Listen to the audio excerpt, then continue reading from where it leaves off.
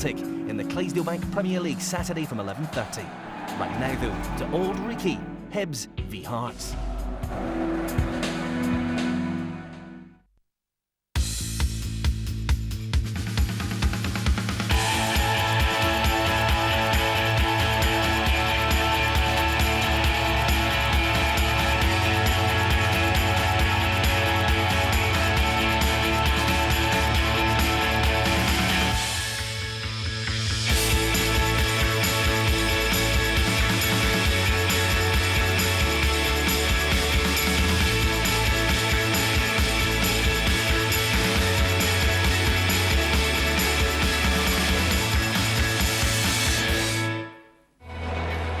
Hibs fans need their team to find something special today. It's over 3 years since they beat city rivals Hearts. 11 games have come and gone since Hibs won in Edinburgh Derby. Never a dull moment when Hearts and Hibs are around. That is wonderful! The icing on the cake for Hearts of Midlothian. Fabulous goal! Wonderful goal! In the Edinburgh Derby, the talk of the tune are the boys in maroon. On the back of that hammering at Hampden, manager Pat Fenlon accused the Hibs dressing room of lacking desire. The club's second bottom finish was the worst in their SPL history, and there was little evidence of encouraging signs for this new campaign during last Sunday's defeat at Tannadice. Time to draw a line in the sand with a Derby win today. It's a very different story across the city for Hearts. That Scottish Cup final success has given their fans a day they can live off for quite a while yet. But it wasn't enough to prevent the latest managerial change at Tynecastle. Paulo Sergio has gone. John McGlynn is in. It's live action from the Clydesdale Bank SPL here on ESPN. Hibs against Hearts from Easter Road. Today's all about local pride. And on the back of the Edinburgh Derby, Hearts fans can take a look at their Europa League playoff opponents, Liverpool, who played Bundesliga side Bayer Leverkusen. And that match is live here on ESPN as well. Here in the studio, we hope you enjoyed being here last weekend, because Billy Brown is back alongside Stephen Craigan. OK, you know what it's like. You know all about the atmosphere of these Edinburgh derbies. Can you sum up for us the emotion that you all go through? Well, it is emotional, nothing personal. I would rather be there than here today. You know, it's great to be involved there, but you know, over the last 3 years, it's been disappointing times for Hibs there. And when I went to Hibs, I realised why. You know, when you were at Hearts, Hearts expected to win the derby. Hibs hoped they might. And until that changes, the results won't change. So we'll just have to see today if Pat Fenlon's managed to change the mindset at Easter Road. Yeah, he needs to change the mentality. From last weekend's game, from Hibs' point of view, if you're on the training ground on the Monday morning, what would be the top thing you needed to address, the issues you need to see? We've got to concentrate on this, boys, straight away. Well, I think they'd been worried about the game coming up at the weekend. Exactly what Billy says. You know, because they've been so poor over the last, 6-7 months, and probably beyond if you ask the Hibs fans. Defensively last week, they were very poor. You know, there was no communication. They didn't pick each other up. Or, you know, they didn't pick the Dundee United players up. They didn't create an awful lot going forward. Midfield got overrun by the Dundee United players. So huge problems for Pat Fenlon. But today could be a pivotal game that they could turn their season around, turn the expectations and the optimism, you know, among the fans around, and go for a positive season. Billy, is it an issue when you go back to the Cup final? Because I was reading the Herald the other day and it said Hampden hangover lingers on. You've got to get it out of your system, but you're saying then that sort of you felt the Hibs players didn't really believe they could win some of these games. Yeah, that was a feeling I got. But I mean, there's a great chance today to do something about that. Time to change it. The only way you can do something about it is to go and put on a good show today and get a result. You know, it won't go and mend the hurt that the Hibs supporters feel, you know, with the cup final. But it'll start to eradicate maybe one or two of the worries they've got this season. A good performance today is needed. It's needed to give everybody at Easter Road a boost. But they're going to have to step up dramatically on what they did last week, I'm afraid. How do you read Hearts' potential this season? They're cutting costs. They've got a good squad, though. Well, they have. You know, I know they've lost, 8, 9 players like most other clubs in the SPL, but because of the size of their squad, they've still been able to keep the nucleus. I think, Zalukis and Andy Webster, crucial at the back. John Sutton's crucial up front. If they can get David Templeton playing well, he can be a match winner. Andy Driver, Ryan McGowan, players who've got good experience. Jamie Hamill had injured, Danny Granger's still coming, so got a really good side. The problem is out with their first 11-12. How will the young players do? They done well last week, Ray, but long term, I think, not just for Hearts, but for all clubs, it's about how the young players can perform over the season. Well, in a moment, we'll look back at the SPL goals scored yesterday. We'll take a look as well at Rangers' start in Division 3. First, though, today's team news. Derek Ray, as always, has all the information. Yes, Ray, good morning. Hello, everyone. It's fair to say that there's a feeling of trepidation amongst the Hibs supporters. I suppose it was always going to be that way after the Cup final, when you consider it's been 11 games altogether since last Hibernian defeated Hearts. So, what can Pat Fenlon do to stop the rot? Let's have a look at the team that he has named. How about handing a Hibs debut to a former Hearts defender, Alan Maybury, who had been on trial in pre-season. He's thrust into the Derby spotlight.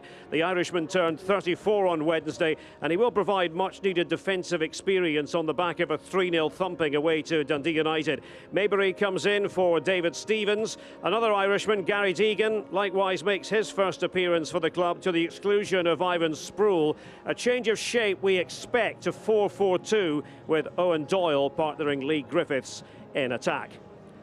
Now Hearts have decided, well, why not go with the same team that did the business last week against St Johnstone. A 2-0 victory. John Sutton amongst the goals in that game. David Templeton scored as well. The one interesting thing is that Kevin McCarthy has kept his place at left back. We did think that Danny Granger might return in that position. It hasn't worked out that way. Granger underwent a groin operation during the summer. So Hearts very much the favourites. Once was the time when we'd go into these Edinburgh derbies saying you can't pick out a favourite. Things have changed. Ray. Derek, thank you very much. Right, let's quickly take a look at the formations. Anything jump out at you there, Craigs? Well, I think it was obvious because he didn't create an awful lot of chances going forward. They had no guile, they had nothing to really threaten Dundee United with last week, because Lee Griffiths, for me, was isolated at times. He's got a partner this week in Owen Doyle. That could be key for Hibs. I think Deegan is going to be crucial, isn't he? How he settles into the club and what he can do. Yeah, I think is exactly what they need. I know Gary Deegan. We had him on trial when we were at Kilmarnock, and he's a winner. He's competitive. He gets up and down. The only wee problem is he fit enough today? Yeah. Match fit. Okay, how about the Hearts team today? What do you think on this one, Billy? Well, it's a settled team. 2 young fullbacks. But they're strong in the centre of defence. Best pairing in Scotland when they're right. The only problem Hibs might have is conceding one man in the middle of the park here. I like the middle of their team. I always think a good team with a solid spine. Zalukis, Webster, McGowan, Sutton, strong down the middle. OK, it's time to look back at yesterday's SPL action. But first, let's take a look at how Rangers got on with life in Division 3. They kicked off Peterhead, and well, the surveillance cameras were out, or the surveillance binoculars were out, of course, as well. Everyone wants to get a look at Rangers this season. Complacent or took things for granted? What's your verdict? Probably a little bit of both. If they thought it was going to be a cakewalk and they were just going to win the league and it was going to be easy, I think yesterday has been a real awakening for them. I think Ali had said they hadn't defended well. That was young Mackay going through. One of the youngsters who they hope can move on, progress and climb the leagues and get some experience. But as we see later on, Ali said after the game, if you can't defend, it doesn't matter if you're in the Premier League, the European Cup or Third Division, if you don't defend properly, you won't win games. Every game they take on in this league is going to be difficult for them. Every game's a cup final for teams like that.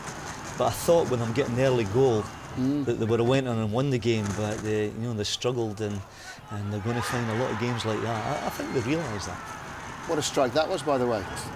Well, listen, I've played against Rangers, for most of my career, and you get a lift when you play against a bigger side. Kevin Kyle coming on, that's the difference Ali's got. He can bring on Kevin Kyle, he can bring on Fran Sandaza, guys who have performed well in the SPL, performed well in other leagues. That's a little bit of extra quality that can get them over the line or get them a point when they've struggled. I mean, Big Kevin will be a handful in this league, because he's going to be bigger than most of the centre halves. If they get the ball into the box, he'll win the headers. Equaliser very late in the game. Let's look at the SPL action now. Start with Stephen's old team, Motherwell. As many goals as there were red cards. Yeah, that was a strange one. There doesn't look an awful lot in it. Yeah, I always think you can tell by a player's reaction. Stephen Hamill has went to the referee, convinced he's done nothing wrong. Whether Chris Miller's went down easy, Stephen's been caught wrong side. Ian Brines has given a penalty kick, and suddenly Motherwell, a man down, penalty against you, haven't played during the week. Huge questions being asked. Darren Randolph, great save, but for the suddenly then go behind a couple of minutes later was a huge ask for Stewart and his players to come back and get a point. Managing European football, vital European football, in the start of the season, sort of, even though it is right the kick-off of the campaign, can't be easy, Billy. Emotionally, it must take a bit out of you. Well, it does, and they had a disappointment, didn't they? But they had a lot of travelling. And that was always a difficult game for Motherwell. St Johnson's a decent team. I thought the sending off of Hamill, I think that's a harsh sending off that. He's impeded him and it's a goal-scoring opportunity, but did he mean it? I just think from having watched Motherwell that, I think it's obvious that they're 2 or 3 players short of where they'd like to be. They lost myself or Tim Clancy, either or, Steve Jennings over the summer, losing 3 experienced players out of your squad, not being able to replace, only bringing one in Simon Ramsden. I think Stuart has said this week you'd like 1 or 2 more. And I think for Motherwell to have another successful season, to maybe qualify for the Europa League, Ray, they certainly need more players. Well, they were fortunate last season with not having many injuries. Yeah. You were about the only player that was injured most of the time, But, Billy, it's pretty clear they're going to miss the experience of this man here. That's going to be the story of the season. The story of the season that he's not going to be around. Well, you might have to make a cameo appearance sometimes. No, I don't think so. OK, Dundee against St Mirren. How do you view the start of the season for these 2 teams? Well, it's a great start for St Mirren. If you'd said to Danny Lennon after 2 games you'll have 4 points, he'd have been delighted. Listen, that was a great strike from young Kenny McLean. Danny was comparing him today to Kenny Dalglish and Graham Souness, which is a little bit far-fetched for me, but he's certainly got potential. He's a modern-day midfield player. He can go box to box. He can get goals. His passing's improved. I think his game awareness has improved. That's 40 yards. Wonderful strike. It was a great strike. Now, first instinct there, you wonder, but then you take another little look. He's got the ball. Yeah. My only argument was then, is the goalkeeper's picked it up. Is it not an indirect free kick to Dundee inside the box? The referee seems to have forgot that. Play moves on, and St Mirren have got plenty of attacking options. Dougie Emery, Paul McGowan, Stephen Thompson, Sam Parkin. I think they're going to cause a threat this season. They'll be the surprise package for me. I think they'll be pushing top 6 and beyond. And that's a decent finish, that, isn't it? A good move, good flowing move, and a decent finish. And they've started really well. And you're right. 4 points after 2 games. They'll be happy with that. I would have thought Dundee would be disappointed. They would be linked with their home game there, getting someone out of that. OK, chaps, let's take a look at Inverness against Kilmarnock. Well, again, Terry's team in front, they went in front last week, conceded late on, going in front here, he would have hoped they could kick on, pick up some points, but unfortunately, Kilmarnock come back into it. But it's difficult. Terry's trying to build a new side. He's brought in, 7, 8 new players. He's trying to gel his side and trying to get instant results. It's difficult. But this was a great save from Ryan Essen. When you're in front, you're looking for big moments from your goalkeeper, Billy. It's a great save. I mean, it's not that bad a start for Inverness, though, is it? They've done okay, and Kilmarnock's a decent team. I would have thought that a draw would have suited both of them. It's a hard place to go up there for Kilmarnock. Strikers in short supply. Everyone's looking for a striker. It's the hottest commodity. Well, Kenny's desperate for one. I think Colin Nish is the one been linked today. Yeah, he's trying to get Colin on loan. He's lost Paul Heffernan, hasn't he? He's his talisman. He lost Dean Shields, who was scoring goals. Red card? I think it's one of the most obvious red cards you'll see. It was an easy one for the referee. Yes, most obvious one. I can't understand why a player can get up and do that and expect not to be sent off. Suddenly now you're facing a 3-game ban. You're going to miss out in 3 games. You lose your place in the team. And you could have lost 3 points yesterday, but fortunately for him, that I don't think we need to debate that one, do we? Where did you go yesterday? You went to Pittodrie? It was a Pittodrie, Aberdeen, Ross County. The scoreline didn't suggest it was a good game, but I really enjoyed it. I thought it was. Is this research? Is this above and beyond the call of duty you're doing? Well, research? It is. You've got to do some extra work for this job now, right? I thought it was quite an open game. I thought Aberdeen, after the first 10 minutes, probably had the majority of the play. Derek Adams might not agree, but when you see the chances Aberdeen create, you can understand Craig Brown's frustration. He's just lacking that clinical edge, a striker who's going to get you 15, 16, 17 goals, Billy. That's the difference for me between top 6 and bottom 6. It is, yes. I mean, there was 14,000 in that game yesterday. And Craig and Archie would want to win that one, to get the people a wee bit hungry for to come back again. But Ross County, to be fair, worked hard, didn't they? And they defended well. 2 clean sheets. They had the chances to win Aberdeen there. They had the chances. Let's take a quick look at the table on the back of yesterday's games and ahead of the Hibs Heart match. You know what, guys? look at the zeros. I think always look at the zeros this start of the season. No, you're looking for your first win, get that 0 away, or unbeaten, keep the 0 there for as long as possible. That's the thing at this stage of the season. And you can see for Hearts and for Hibs, given the way the table stands at the present, today's result very, very important. Next Saturday here on ESPN, it's a big day in the history of newly promoted Ross County, who will welcome SPL champion Celtic to Victoria Park. Pre-match coverage from 11:30. And 2 weeks today, it's the first of 10 Rangers SFL Division 3 matches that will be live here on ESPN. Rangers away at Berwick Rangers. Today we're firmly focused on an Edinburgh derby that kicks off in just over 20 minutes' time. And one of the players hoping to make his mark, Hearts striker John Sutton, found himself on the other side of the world in Australia as the Jambas are winning the Scottish Cup final. He's back in the Hearts attack. You can't have everything. I went to Australia, we won the league over there, so if I'm being honest, I'd have preferred to have played in the cup final and done well there, but at the same time, you know, things went pretty well over there, and I'm proud that, you know, we done well enough to win the league there.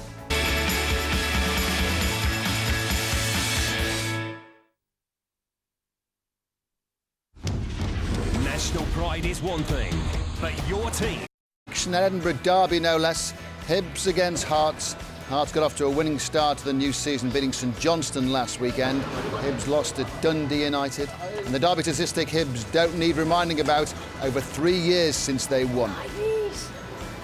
In the Hearts team today, striker John Sutton, brought to Hearts by Jim Jeffries and Billy Brown last season, but after Jim and Billy left the club, frozen out by Paulo Sergio, who's also since left the club.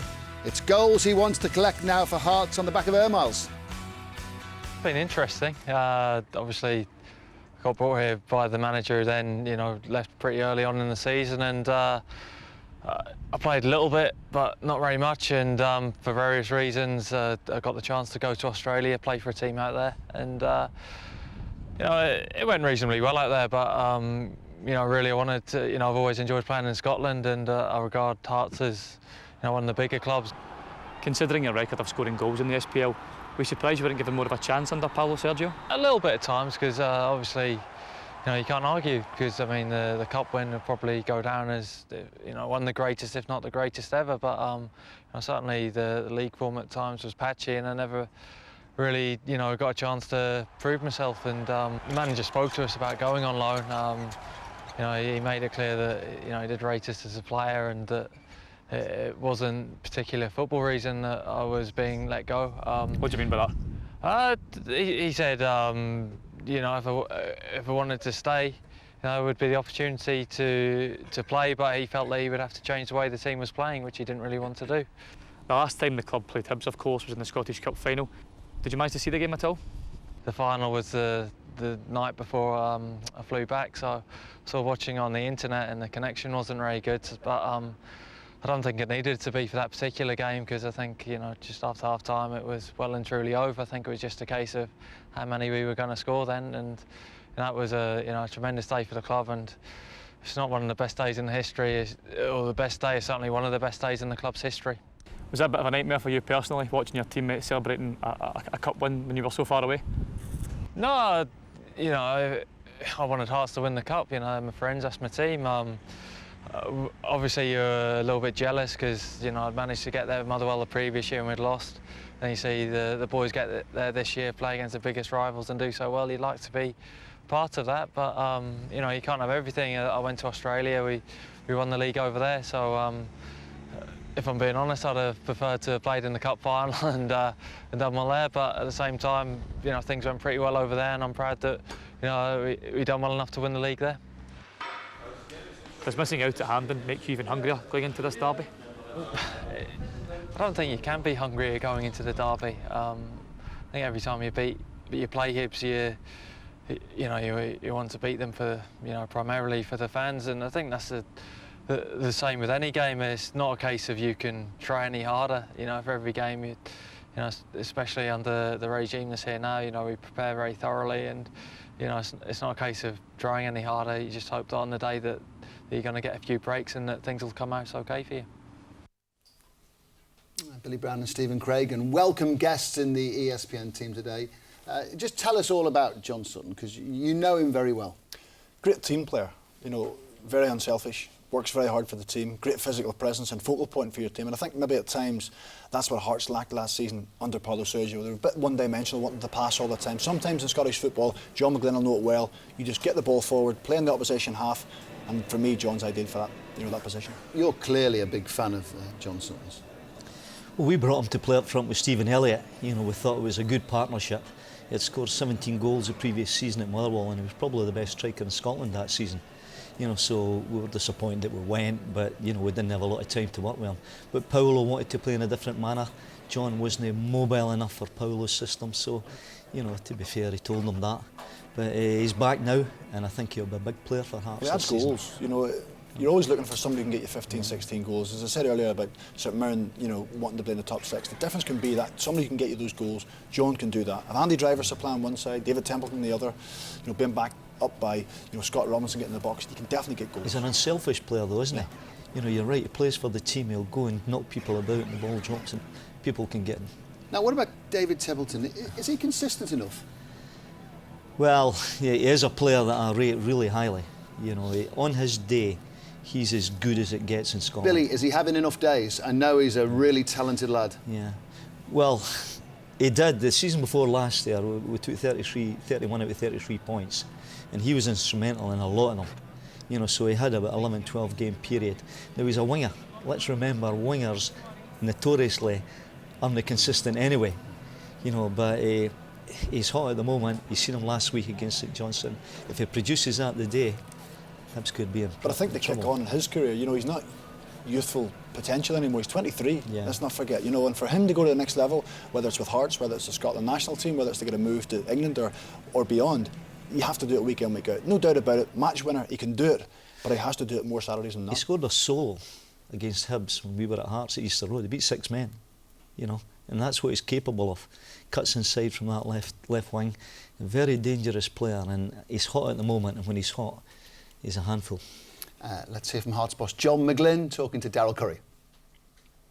Well, Ray, thank you very much. This may be John McGlynn's first derby as a Hearts manager on a full-time basis, but of course, back in 2005, you were in charge on the big day as caretaker. How much did that experience help when preparing your team for this one, John?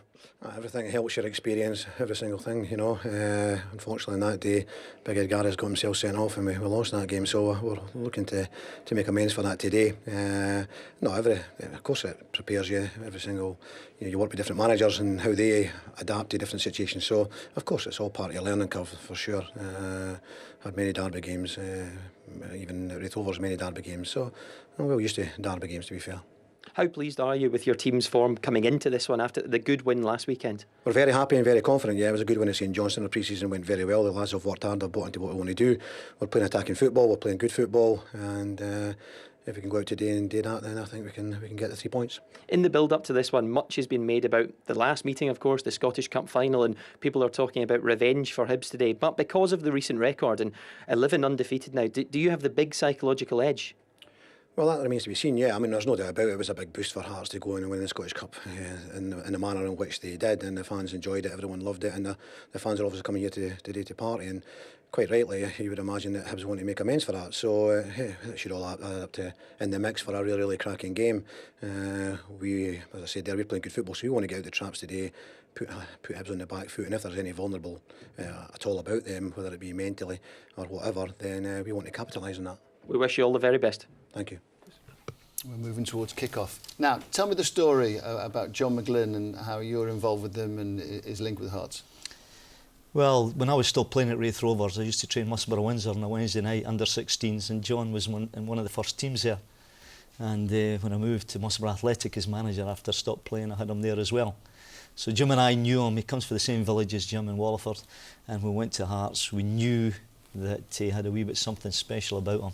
And one of his biggest bonuses was he had less hair than me, and you know, I got him in there and it made me feel better as well.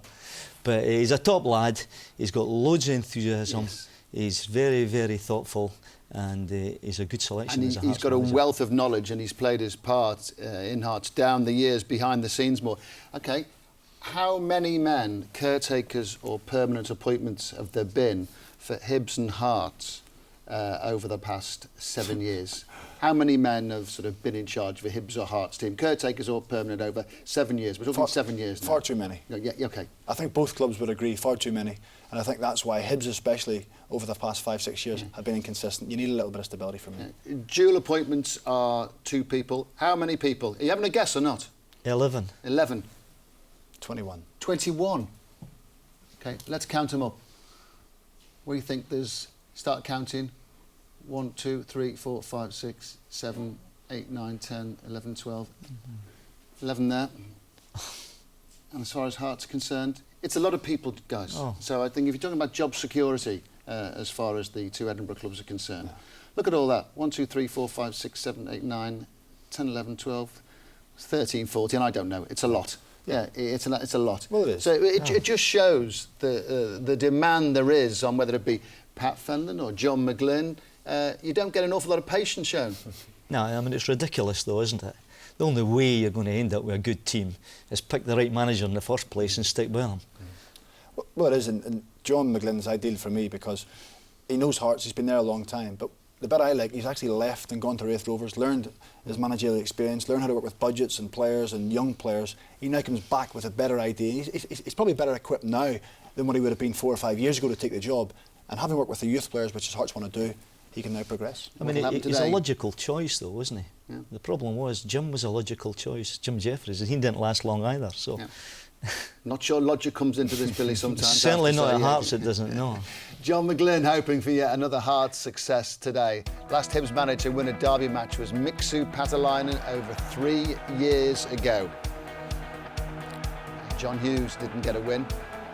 And it's the same story for Colin Calderwood. And it's played 3, lost 3 for Pat Fenlon. If ever Hibs fans needed their team to win today, well, it really needs to happen. It's been absolutely horrible. We've been waiting for this day though, so that we can put things right, put it to bed. Everything, I think. Everything, aye. We've got to win today.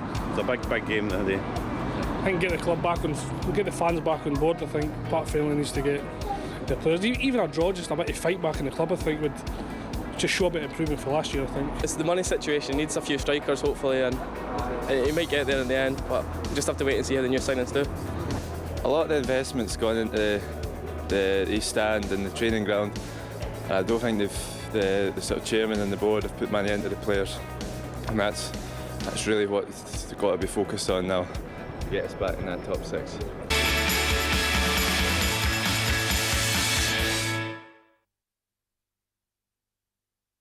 International football certainly has its share of entertainers. Take Argentina. Their stars include the best in the game. Lionel Messi! Aguero! And Germany? Well, they're not short of big names either. Mario Gomez! It's Messi Brazil! Closer! With talent like this on show. What a wonderful goal by Lucas Podolski! This is sure to be a corker. Germany-Argentina, Wednesday at 7:30, live on ESPN.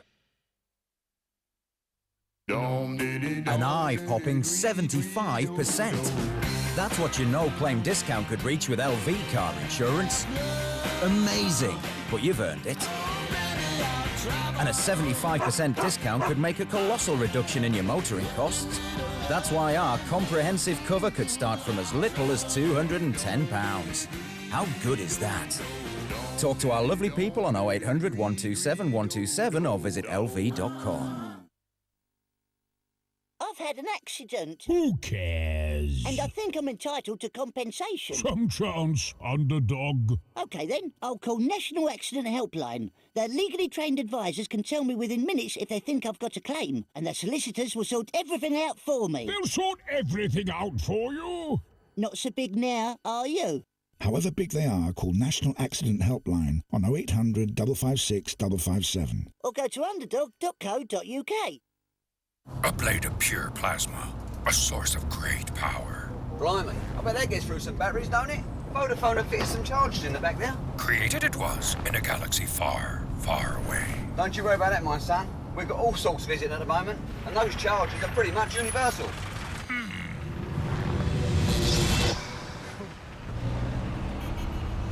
Vodafone chargers. Another small thing that can mean the world. Vodafone. Power to you. Today, with the swipe of a comb, the last grey-haired men on Earth may disappear. This is how the grey era might meet its end. New Just for Men Auto Stop. No mix, no mess, it just combs in. And the Auto Stop formula automatically shuts off for a natural look. New Just for Men Auto Stop. The grey era may be over.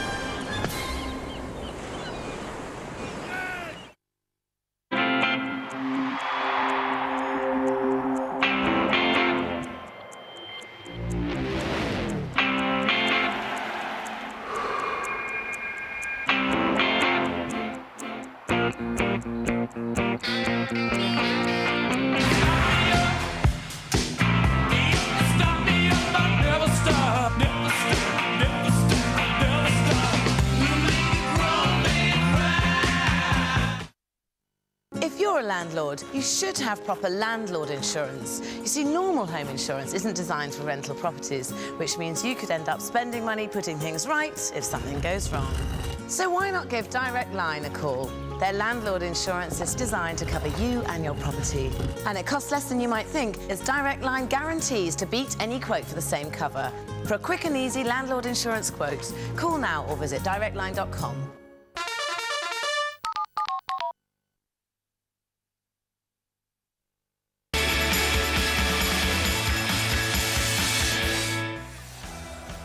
A morale-boosting victory is what Hibs manager Pat Fenlon and every Hibs supporter is praying for today. They haven't been city rivals' hearts in 11 games, and it doesn't help that the Hibs boss is going to serve a touchline ban. He's not been available to talk to us pre-match, unfortunately. But let's grab a word with Craig Burley, who's on the commentary gantry. Very important day for Hibs, Craig. Would you agree? Absolutely, Ray. Terrible start to the season with that defeat to Dundee United last week. I wasn't at the game. I was still in my sort of halls, but my colleague Derek Ray's told me all about it. So far from ideal start, although we have to put it in perspective, it was only the first game of the season. But we're having an Edinburgh derby so soon after, they're under pressure, and also the way they finished last season, a heavy defeat in the Scottish Cup final, lost every game against Hearts, all the derbies they lost. The spine of the team really looks a little bit weak to me. Pat Fenlon's trying to change things, a new manager, that he's under pressure. I think 2 home wins in 19 last year and 5 wins in the league in 23 games for Pat Fenlon has put him under pressure today, severely under the cosh. I don't think there's too many Hibs fans turn up and really believe they're going to win this game. I think they hope they're going to win it, but Hearts certainly to me look the stronger side, having seen the teams. Craig, do you think it's significant when you have a touchline ban that you can't be anywhere near the dressing room area or the tunnel area sort of an hour before half-time until 15 minutes after the game? Is that a major issue, or do we overplay that in the media? I don't think it's a major issue unless you're allegedly like Mourinho and you manage to get in a wicker basket and get yourself down there for some info. But at the end of the day, and the lads will tell you, you do most of your work in the training ground in midweek. Your preparation finishes on the Friday or the Saturday, whatever day it is. In this case it would be the Saturday. You prepare your players, you have a word with them in the morning, and they get on with it in the dressing room. Yeah, you can have the odd little word here and there to encourage or a little bit of info, but generally all the information gets passed down. So I don't see that as an issue. I think the big issue for Pat Fenlon is that there was a conveyor belt of players come out of this production line at Hibs for years and years. Not too long ago we saw a really competitive and attacking Hibs side. At the moment this side is a shadow of its former self. New stadium, we know, lovely ground, very poor team. He's going to turn that round. Rod Petrie will be looking at him. He'll come under pressure from the supporters. He will be under pressure in a very short period of time, Pat Fenlon, if these players don't start getting results from. End the story. Craig, thank you very much. Billy Brown, Stephen Craigan in the ESPN lineup in the studio here today. Interesting point that Craig is saying there. I think Pat Fenlon's lost just in the region of 60% of his SPL games. And we saw before how impatient the two Edinburgh clubs are. Look, it's only the second week of the season and we're starting to talk about someone being under a bit of pressure. Is that fair and balanced? No, it's not fair, but the job's unfair, isn't it? Jim and I lasted 2 games last season and got the sack. So it does happen, but I mean, it's a bit ridiculous to be starting at this moment talking about, you know, somebody losing their job. Do you think it's real? Do you think there's a real threat I think that he's under pressure? Right, I think there is, because since he came in and took the job, the Hibs fans and the Hibs board, I'm sure, are asking questions of, has there been an improvement? Has the team moved on? The club moved on? Is there better players than that in the club? I don't think the answer is yes. Well, maybe the answer starts today because he's got Gary Deegan, who is a big signing for him. I know you know him well. You tried to sign him, so you rate him. Yeah, and I think he is what Hibs need, and I think Pat's added somebody that's really going to make a difference. Now, whether he does that today, I don't know. You know, just saying before, and maybe lack of fitness, lack of match fitness. But he is a good player, he's competitive, he gets up and down, and Pat knows him, and he trusts Pat. Is he going to be the pillar on which he bases it? And I was reading, he was called Pitbull because he's a cross between a Tasmanian devil, a pitbull, and Roy Keane. That's what the lads at Bohemian said. So I think we know what we're talking about. Well, we'll soon find out, but it's a bit of a gamble putting all the pressure on Gary Deegan to go and perform. You know, Billy said he hasn't got a lot of match fitness, he hasn't probably played a lot of games over the period, but I think what the Hibs players and what, you know, sometimes they look for a response of each other. You know, see when you're struggling and you're up against it and results aren't going well, everybody looks around for a little bit of help. Gary Deegan, if he goes and makes tackles, you know, puts pressure on, has a shot, something just to ignite Easter Road and just to ignite the Hibs team. I think it's important. He's better than what they had. You know, if you're making the team that wee bit better, you might get better results. So he's better. You know, talking about Pitbull, that was a nickname that Claros had, and he's never showed that. You know, just hope that Gary Deegan does. Well, derby matches mean tension for players and fans alike, and from a Hibs perspective, the memory of a Scottish Cup final defeat at the hands of Hearts is still fresh in the mind. This wasn't just a defeat. 5-1 was a demolition derby. Score to settle doesn't even start to do it justice. And kick-off at Easter Road is on the way. It's Hibs against Hearts.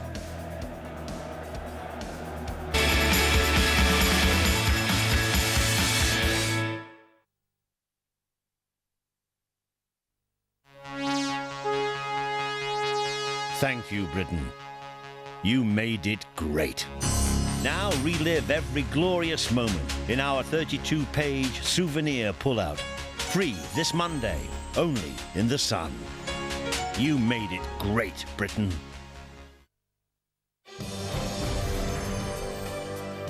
Are you in?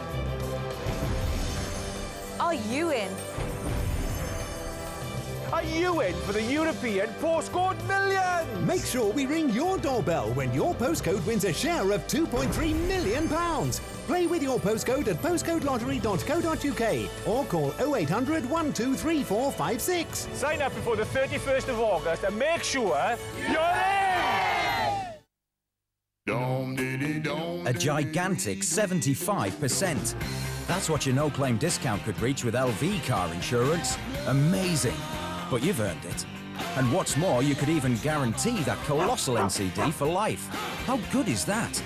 So if you've earned 75%, you'll keep 75%. Fantastic or what?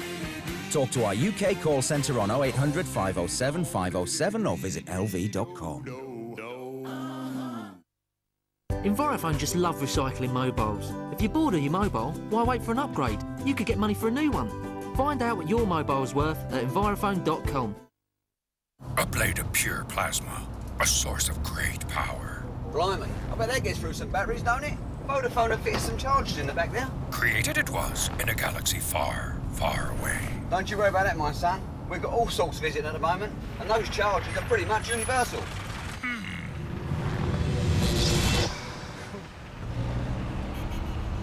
Vodafone chargers. Another small thing that can mean the world. Vodafone. Power to you.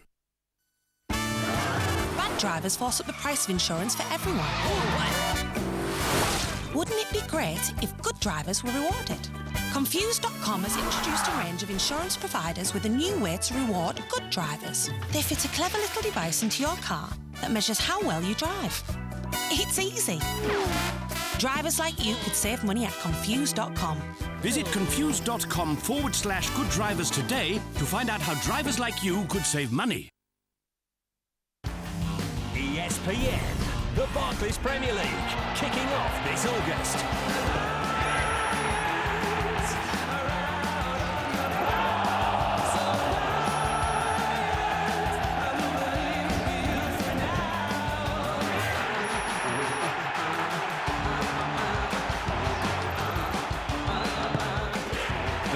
Premier League on ESPN, kicking off with Newcastle Spurs this Saturday at 4:30.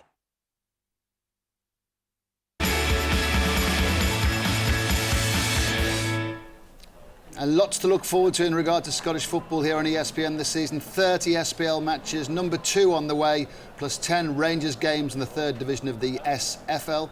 Today we're all set for an Edinburgh derby. Billy Brown, Stephen Craigan, the result is going to be? I think Hibs will make it harder, and I think it'll be a draw today. Craigs? After having watched Hibs last week, I can't see how Hearts can't win today. OK, Craig Burley's alongside Derek Ray on the commentary gantry at Easter Road. Here we go.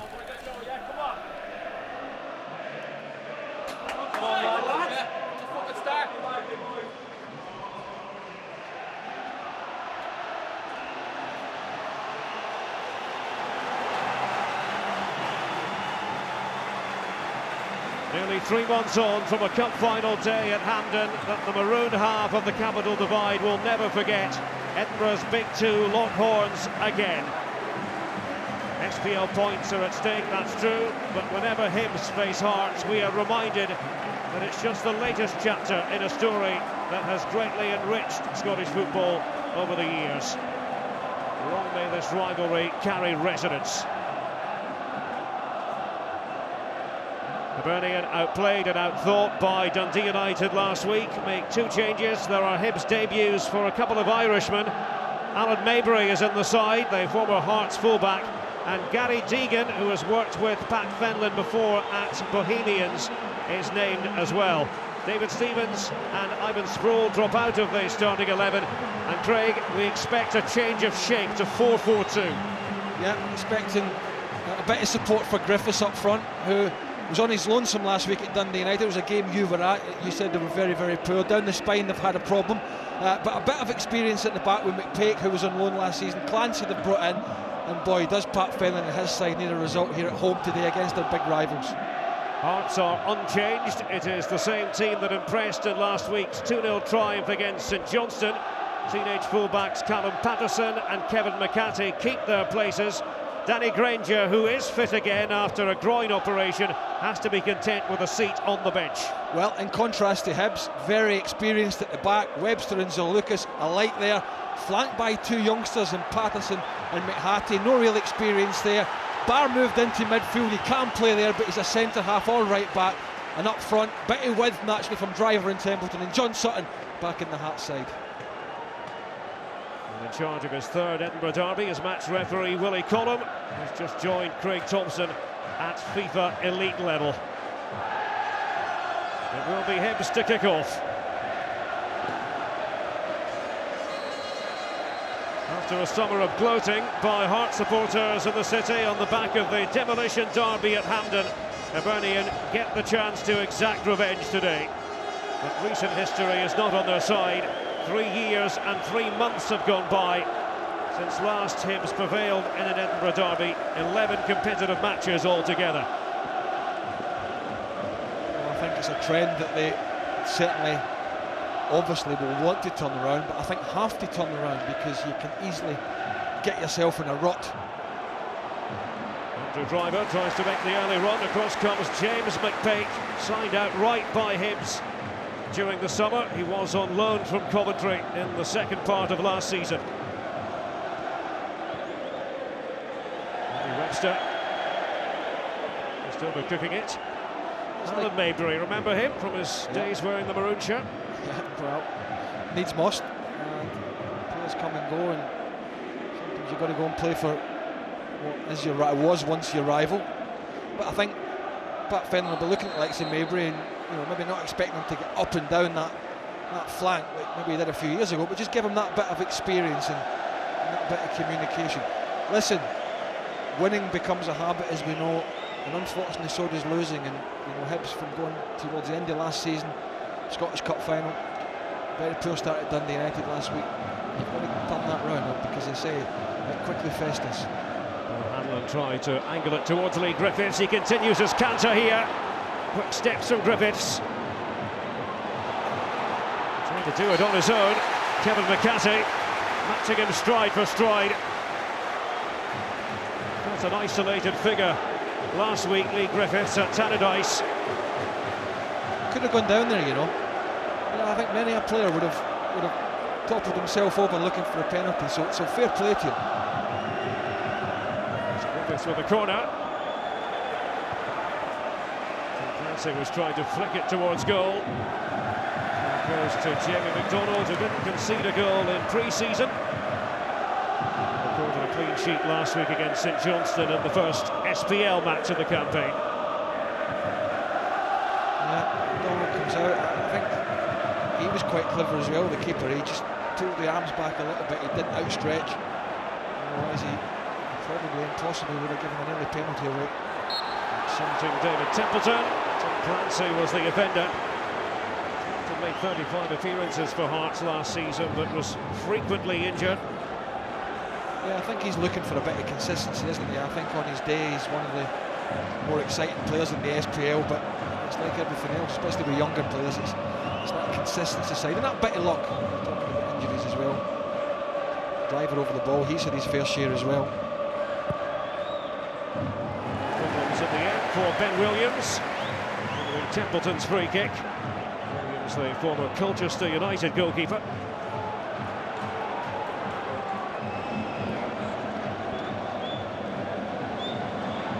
Does have Owen Doyle beside him in attack. It was one of the problems for Hibernian last week. David Wotherspoon. Kante. Wotherspoon. Ding-dong battle. Here's Tim Clancy. Not too obvious. Zaniukas back there defending.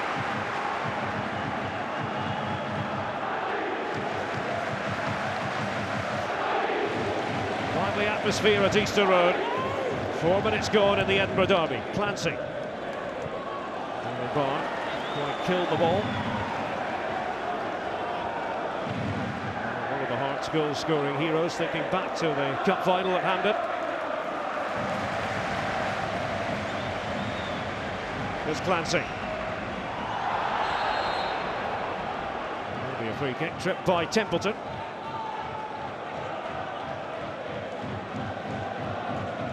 Clancy previously with Motherwell, prior to that in the books of Kilmarnock. He stands aside in order that Lee Griffiths can swing this one towards the box.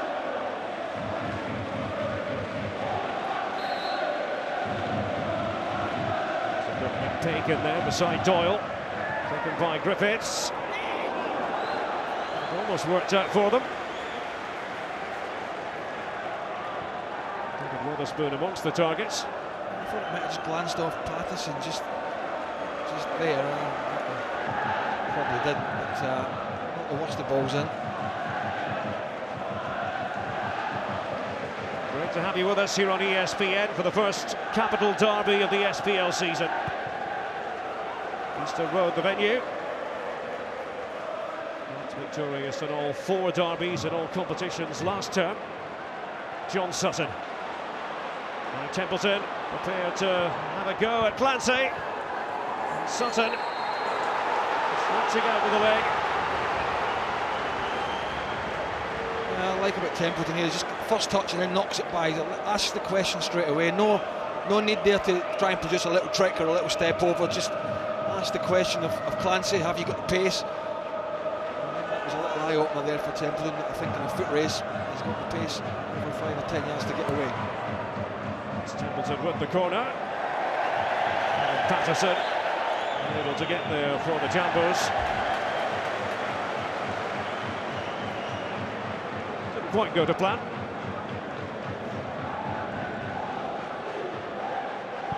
Plenty of empty spaces in the East Stand and the various Hibernian stands.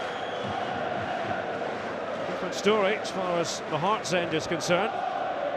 Completely sold out. It was sold out just about a day and a half after tickets were put on sale. And Maybury. The driver was about to take it. We'll let Callum Patterson do the honours. Patterson, the 17-year-old, a local boy. Scotland under-19 international.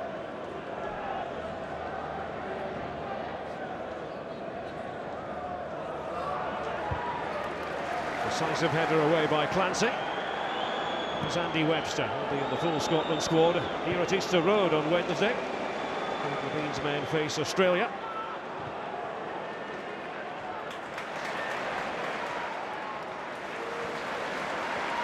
Sunshine on Leith for now. And at last, not just talking about the weather either. Trying to get Ryan McGowan involved. McGowan's in the Australian squad for the match against Scotland. On his 23rd birthday. Patterson. To play Driver in. Put it away by Paul Hanlon. And Griffiths. And here's Zamukas. Really of a mind to take any chances. The decision has gone Hart's way.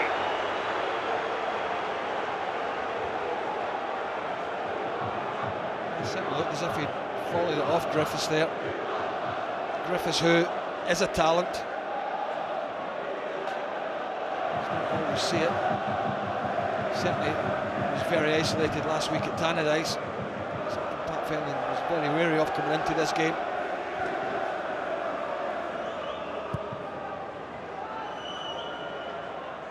Over the head of Sutton.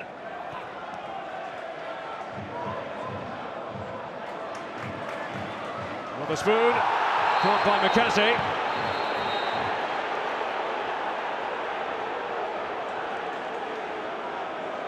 Colin wants a quiet word with the youngster.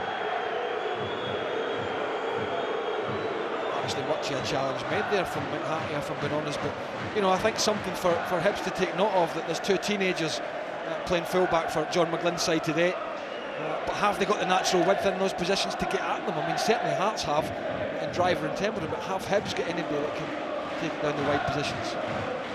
It's useful looking ball, Witherspoon's header on. McDonald there to claim. Well, I just wondered, Derek, if Doyle had maybe thrown himself at this a little bit more, thrown the leg out, whether he would have got there or not. Certainly a lot of free space in that defence there. Down goes Deegan, the newcomer. Fiery character, Gary Deegan.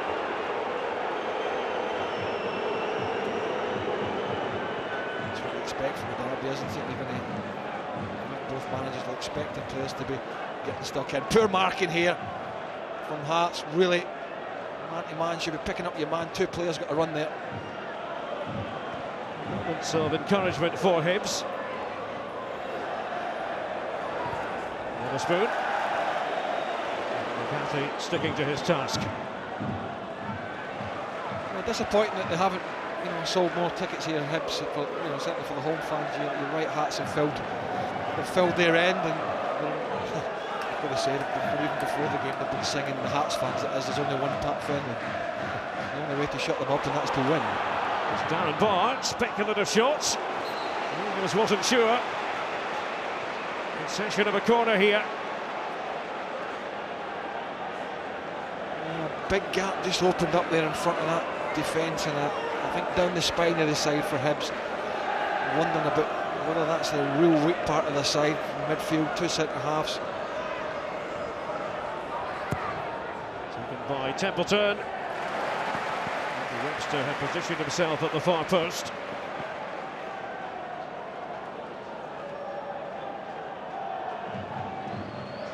Didn't travel particularly well last season in the SPL, 90 away games and just 4 wins. Successful here at Easter Road back in January. Peake. Peake's on the Northern Ireland squad. Match against Finland. Qualifies because of the grandparent rule. Scott Robinson. And we're playing it back to Jamie McDonald. Now John Sutton. Peake draped all over him. You can expect to see plenty of each other in the course of this derby. He's going to do a bit better there, John Sutton. It wasn't a particularly difficult one to control. What's that? It's an old balloon. Is it? At least it's nothing fiery. More recent derbies here, we saw flares, pyrotechnics. Sutton. And there's a player who's gone down.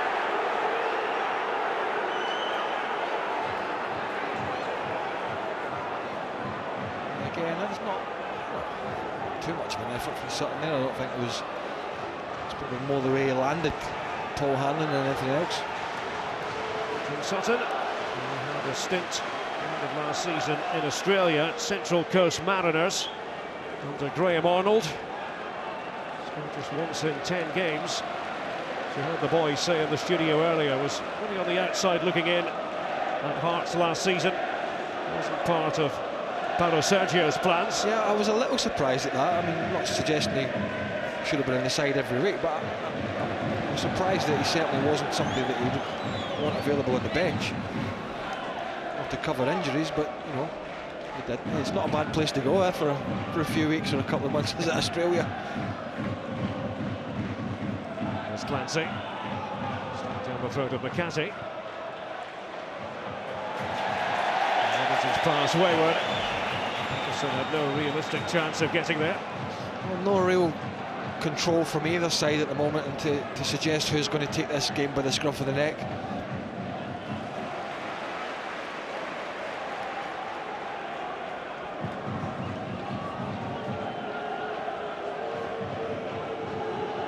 Alan Maybury. That's the fourth Scottish club he's played for. St Johnstone last season. There's Doyle. Away by Marius Zaniukas.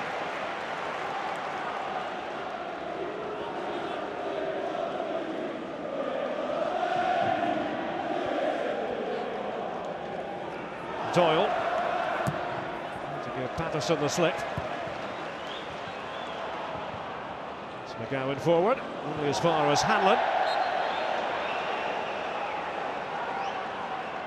Gone out of play.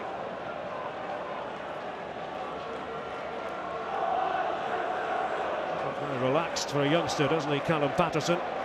Only 17. Has a very bright future. Joined Hearts from Tynecastle Boys Club a couple of years ago.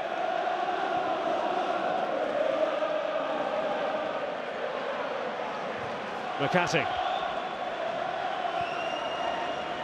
Barr's been able to get forward. Followed by James McPake.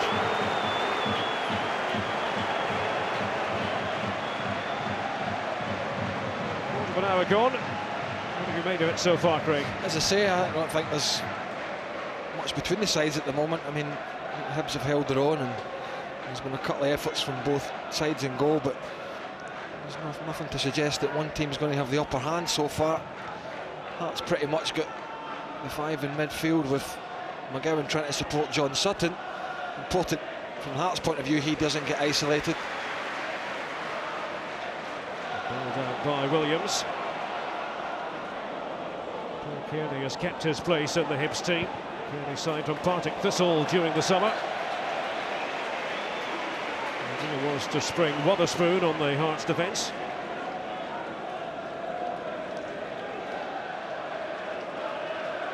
Shouldn't be surprised, should we, that John McGlynn has put his faith in the youngsters again. Knows the young players very well from his work as youth coach at the club before he took on the job as manager of Wraith Rovers.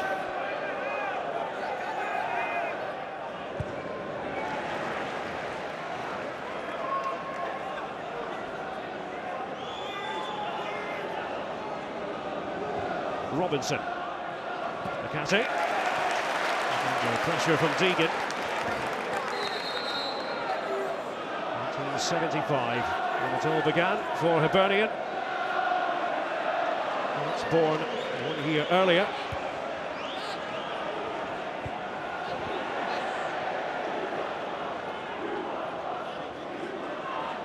Pat Fenlon, of course, once again serving a touchline ban.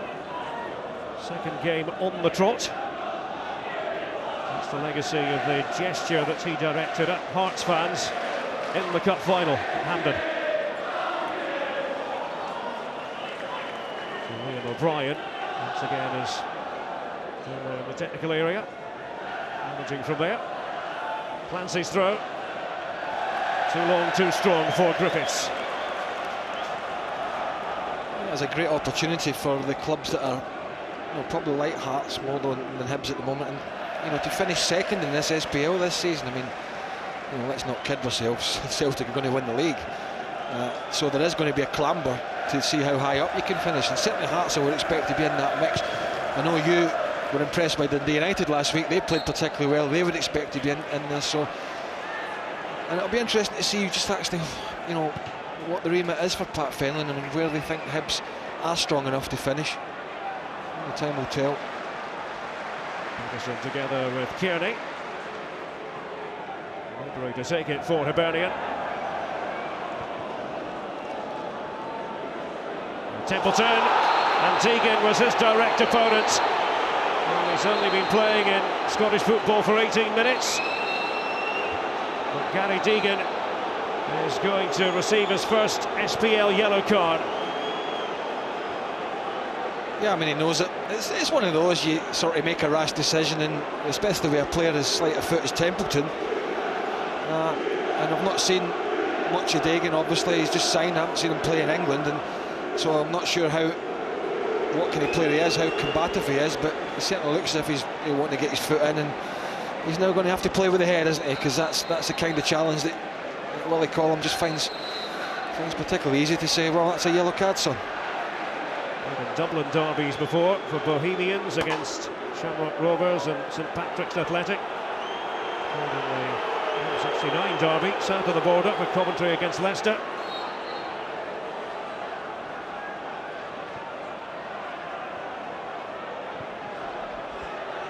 First booking of this Edinburgh derby. McCarthy. And Clancy. He's given the run around last week by the impressive Gary Mackay-Stephen of Dundee United. Tangerine setting a very high standard for others to match. Their first game 7 days ago against a hapless Hibs team. You steady, you'll be getting in trouble with managers with phrases like that. I've been hanging around with you for too long. And I'll get jealous because that's my job. David Templeton going on a mazy run, and still a slip by Templeton, very scrappy, and a free kick awarded to Hearts. I think that's a very poor decision from McPake, the skipper there, and whether that's a little bit of kidology because he's down, because I think he's very, very reckless. I mean, he's on the ground, he's got 3 around him already, Templeton. I think he's trying to do too much here, Templeton. One of those World Cup Willie type moments. He thinks he's going to run all the way through, and then I think he does that. He kicks out Templeton, doesn't he? Now, has Willie Collum he hasn't spotted that either. So 2 incidents, one spotted by Willie Collum, and the second one, the kick out there from Templeton's gone unnoticed.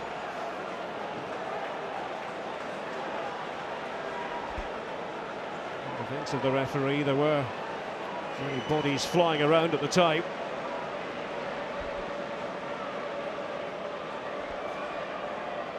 Andrew Driver, David Templeton. The 2 Hearts players pondering this free kick. Hibs ball going back with 10 yards.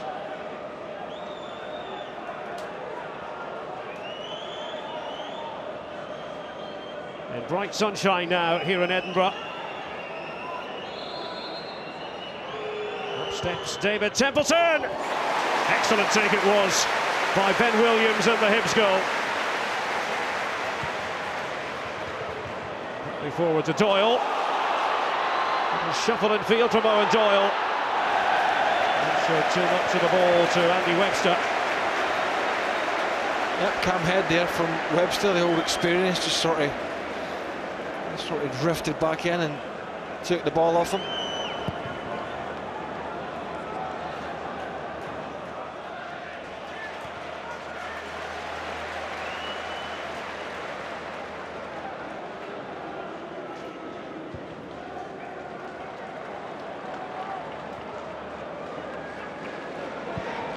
Towards the midway point of the first half.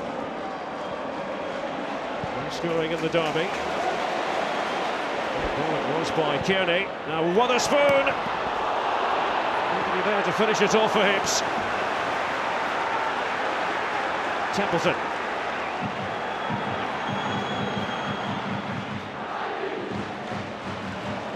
Hamlin has to be careful. Aware of Sutton's lurking presence. Lewis Stevenson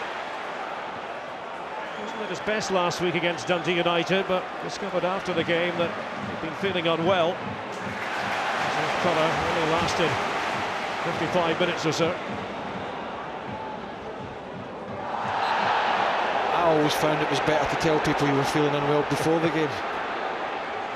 Get your excuse in early. Yeah. Well, there were a couple of decent deliveries in Hibs from set pieces that Hearts haven't defended particularly well. They've got away with it, but a couple of Hibs players have found themselves in quite a bit of space in a congested penalty area. This isn't the greatest angle to create a delivery, if I'm being honest with you. So Wotherspoon can conjure. Around, came off Doyle. Hanlon was looking for it. Right for Gary Deegan.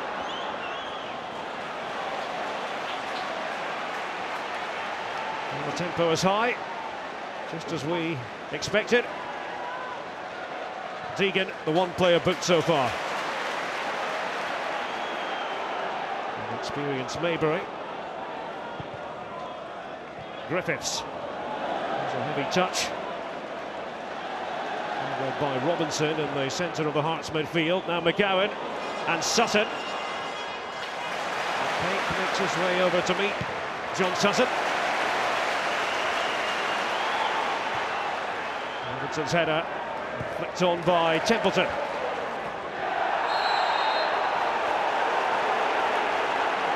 It goes Hibs' way, taken by Clancy.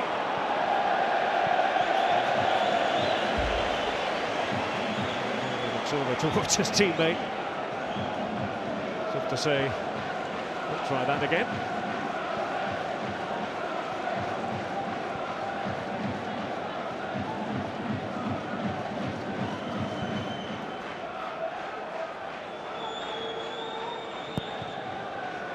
Patterson from the back.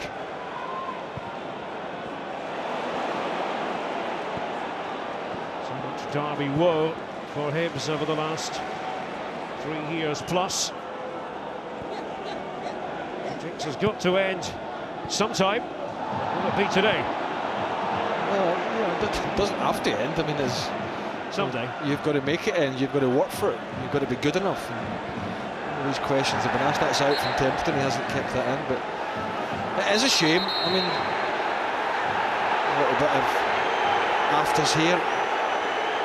It is a shame, Derek, because it was a conveyor belt of very good quality youngsters that was coming through here. I mean, the likes of Thompsons and Browns and people like that. Well, look at this little incident. Something about nothing. But I suppose it is difficult to keep bringing that type of player through, isn't it?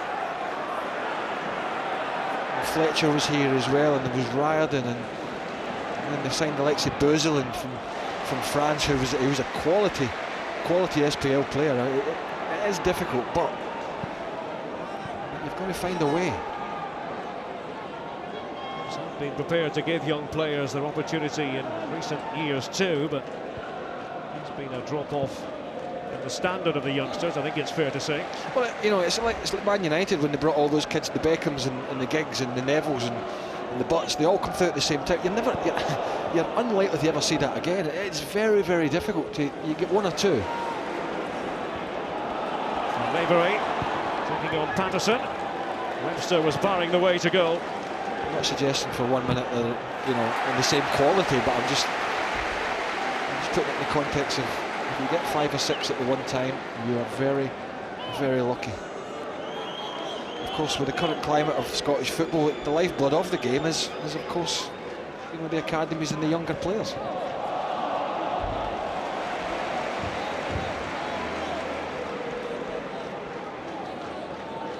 So finished 11th last season in the SPL.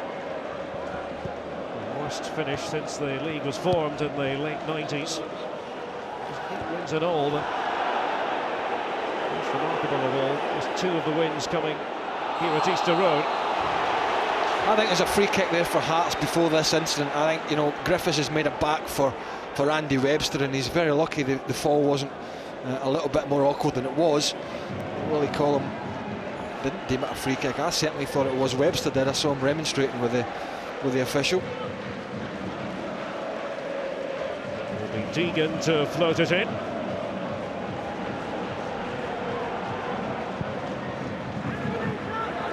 To find Tim Clancy, who heads it towards goal. And Webster was clever there, just blocked off Doyle. Made sure he got his arm across once this is headed down. The second ball, just made sure he was nudging and leaning on the striker. That's the incident I say. I think he's lucky there, Webster. That could easily have been a nasty one to the shoulder. I think Griffiths has made a back from there. Sutton trying to knock it back to McGowan. And pressure here from Driver. Oh, he's gone and scored! Andrew Driver almost cannot believe his luck. Alan Maybury, the former Hearts player, with a mistake in his first appearance for Hibernian. And it's all gone maroon at Easter Road. Well, call for Quincy. There's an autopsy between fullback and goalkeeper. One is blaming the other. Driver is blaming nobody. He's only interested in taking advantage of mishaps, of mistakes, of uncertainty. And that's certainly what this is. There's no danger whatsoever here. Go on, head it back, and head it back with a bit of pace. If you don't, hook it into the stand. Quite a simple decision. We've all been there. Sometimes your head gets a little bit scrambled. But for one with so much experience, I would have expected a little bit more. It's a classic case of when keeper and fullback, or keeper and defender get so close to each other, it's normally a recipe for disaster. And well done to Driver. He was alert. It was a super little finish. Ben Williams, the Hibs goalkeeper, Alan Maybury. Error in judgment. He just didn't put enough pace on it there. You know, and to be fair to Driver, he was on it like a flash.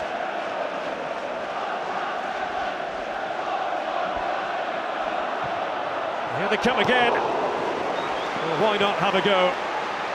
Marius Zaliukas, the Hearts skipper. That's buoyed by that goal from Driver. Well, when you're a manager under pressure, and listen, I'm not for 1 minute saying 2 games in anybody should be losing their job. Absolutely not. But all I'm saying is, from last season to now, there's no doubt the pressure's getting cranked up on the Hibs manager. And when you're down there, when you need a result, little things like that sometimes go against you. Do Hibs have the stomach for the fight? Kearney comes to Stevenson, showing a bit of tenacity. Deegan's pass, and Griffiths won't reach it. And Griffiths getting barracked by the Hearts supporters.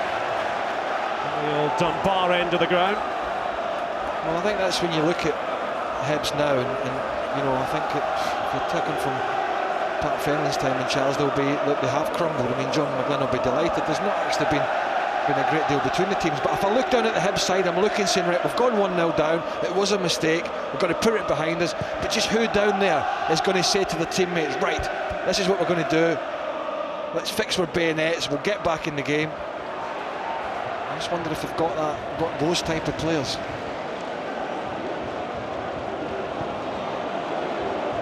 Comes down to mental fortitude. It's been sliced by Williams, no damage done though. That's with their tails up. Andrew Driver's goal. First in the SPL, by the way, since Hearts' derby win against Hibs back in March 2010. A 2-1 margin at Tynecastle. Score last season against Bosch of Hungary in Europa League qualifying. Stevenson. In goes Driver. The referee takes a dim view of his intervention. Well, Hearts have got the extra man in midfield, so it's, you know, for that reason it's going to be congested in there, so you've got to try and stretch. Hibs have to try and stretch Hearts, and I just wonder, and I was talking about the 2 young fullbacks that Hearts have, I just wonder if I've got the players in those wider positions, be it the fullbacks or especially the wide players, to stretch them and to get in behind, because at the moment from Hibs it's pretty much all in front of Hearts. David Wotherspoon. The Hibs free kick. To be content with a throw. Tim Clancy will be responsible for. 20 appearances for Motherwell last season.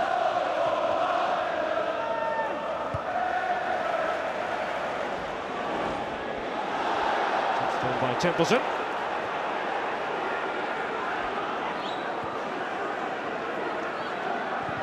Stevenson gets rid of it. Pressure being applied by McGowan. Griffiths. Skinned Patterson initially. Succeeded. Driver tried to get involved. Away by Zaliukas for Hearts. Next to Carnley. As far as Maybury. Griffiths. It's a natural ability. Oh, Griffiths. Yeah, you're right. I mean, I spoke to them all. Something's going off over here again. Hibs fans haven't a bit unhappy. I spoke to them all. Scotland teammate Billy Dodds about him when he was at Dundee, and he said he's a very, very talented lad. And Maybury and Wotherspoon. Nothing wrong with the idea. No, and nothing wrong with the delivery. Again, not the greatest angle, but not a bad ball in. Wotherspoon just on the stretch. He's made a couple of little darting runs actually, Griffiths, into the channels. His movement's not been too bad, but so far no real link up between the two strikers.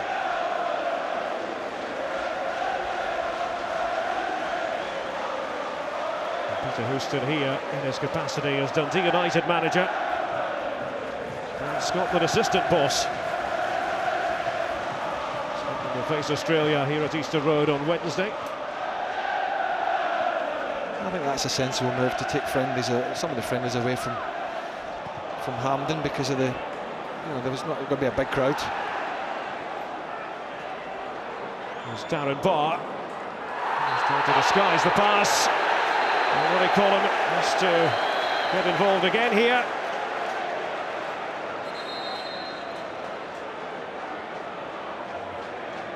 And Darren Barr pleading his case, but the decision has been taken. Caution for Barr.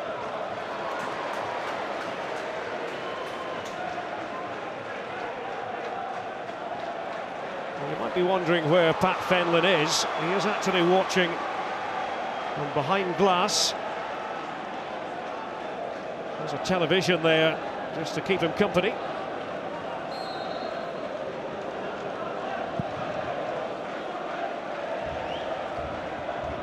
Ten minutes to go to the break.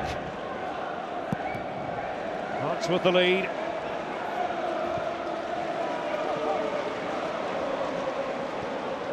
It's been a case of the trend is your friend where Hearts are concerned in the Edinburgh Derby going back over more than 3 years now. 11 games altogether. Hearts have won 8 of those 11. Programming note for you, coming up next weekend on ESPN. We'll be in Dingwall for the first time for Ross County against Celtic in the Clydesdale Bank Premier League. We start at 11:30, and later that day, Newcastle United against Spurs as the Barclays Premier League kicks off. We start at 4:30. How far north is Dingwall? How far north? Yeah. Well, it's about 25 miles away from Inverness. Past I've been Inverness there over the Keswick Bridge. Years and years ago I was up there. I haven't been for years, but just my geography of that area is not great. Sorry if that upsets anybody from Dingwall. I'm sure it does. Well, you might get the chance, Craig, to improve your Scottish geography this year with all the venues that have been lined up for you. Hopefully not. I know you're popular wherever you go, Mr. Burley. Nature of the job, son. Nature of the job. I think from Hibs' point of view, just looking at it, not too many balls at the moment into the feet. And it's maybe been difficult for them to get into the feet of Griffiths and Doyle and just try and get the midfield to go up and link up. Offside there, and it shouldn't be offside from a free kick. It's a little bit sloppy. But we haven't really seen Deegan or Stevenson making any runs in behind or trying to get beyond the strikers. It's just not sort of worked for them at the moment. It's been a pretty even game. That one mistake from Maybury, well, that mix-up with him and the goalkeeper and the driver finish has cost them.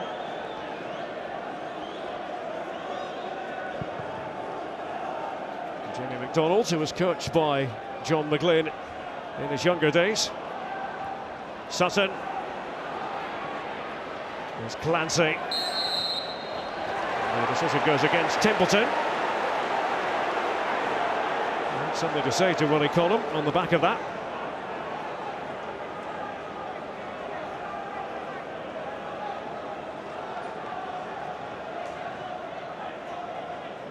Ben Williams mentioned that he used to play for Colchester. Also has Carlisle, Crewe, Alexandra and Chesterfield in his past. Pen to paper on a 2-year contract with Hibernian.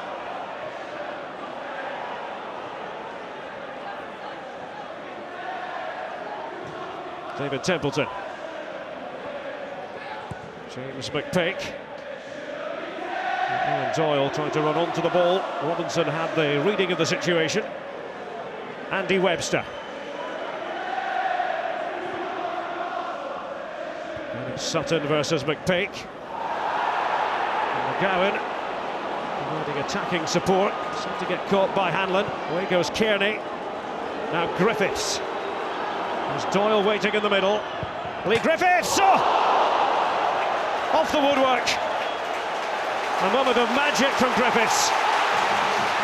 Well, he is the one player, I think, in that final third that is more than capable of producing something different. He certainly doesn't lack the confidence to go and try it, and I thought Webster did particularly well, not to dive into the challenge, but he just backed off a little, and that allowed Griffiths to take the strike. It's whether McDonald was going to cover that near post or not remains to be seen. We'll get a better view, or a good view from this angle. I think you try to coax the challenge. I don't think he's getting there if that's 6 inches to the other side.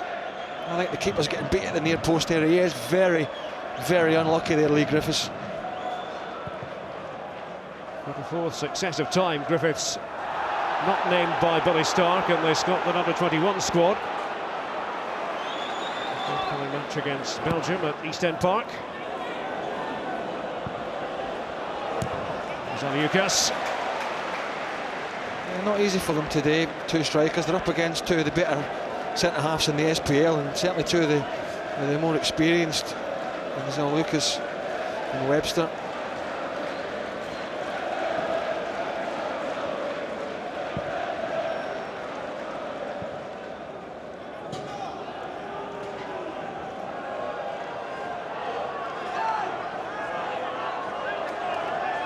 Clancy looking for options. Centred on Wotherspoon. Here's Clancy again. McCarthy. And kick to Hearts.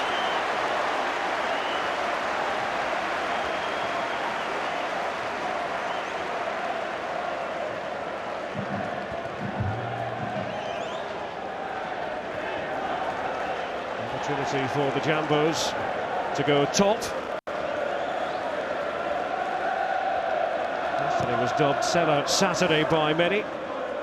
Mr. Road not a sellout today. The Hearts supporters doing their bit for what they might call sellout Sunday. Not a seat to be had in the Hearts end. Was every ground sold out then? Not the case, sadly, yesterday. Who dubbed it sellout Saturday then? Well, the idea came from Aberdeen supporters originally. Many others joined in. The idea was to try to get attendances up on the 11th of August. There's Kearney and Griffiths offside. Flag had been raised by Martin Cryans, the assistant referee just below us. Well, it's tight. He's looking straight across the line, so he really should be. He's trying to keep his cell on. He's just off. Small margins.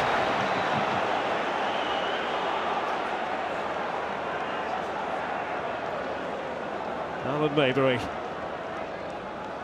The start to his Hibs career the Irishman had envisaged. Been on trial with Hibernian, part of the pre-season.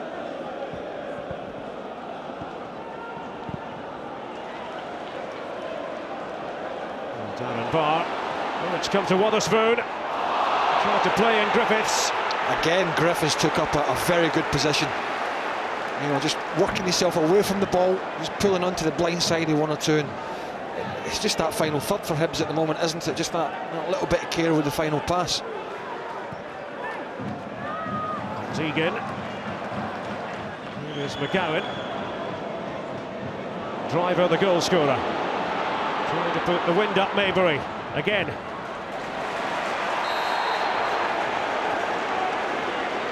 It's a free kick, but play on. You know, Willie Collins, you can see the ball went straight to Kearney there. And he'd Akers to run forward. Just let the game flow. Mentioned earlier, Willie Collins has made it to FIFA elite level, joining Scotland's Craig Thompson. There's a fair chance you'll see Willie Collins officiating in the Champions League group stage at some point this season. I think Stevenson's got a problem. The bench are a little bit interested in whether he can get through to half-time or not, which a couple of minutes I think he should be able to. Looks like he's carrying an injury.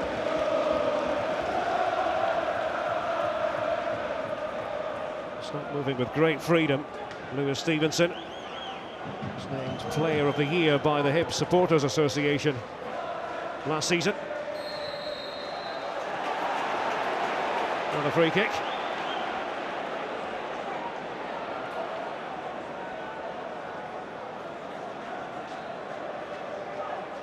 I used to get that quite a lot, you know. Bench used to shout on, are you carrying an injury? No. When the answer comes back no, it's a bit concerning. Stevenson continue until half-time by the look of things. Darren Barr tumbling. It was Deegan's challenge. Nothing there, said Willie Collins. Kearney now. Stevenson. He's been quite keen to get up and support Darren Barr on the odd occasion, which, you know, he's obviously more a defensive player. It's not a bad ball from an injured player, Lewis Stevenson. Now Wotherspoon and Lee Griffiths for Hibernian. The equaliser. Lee Griffiths, born in Leith.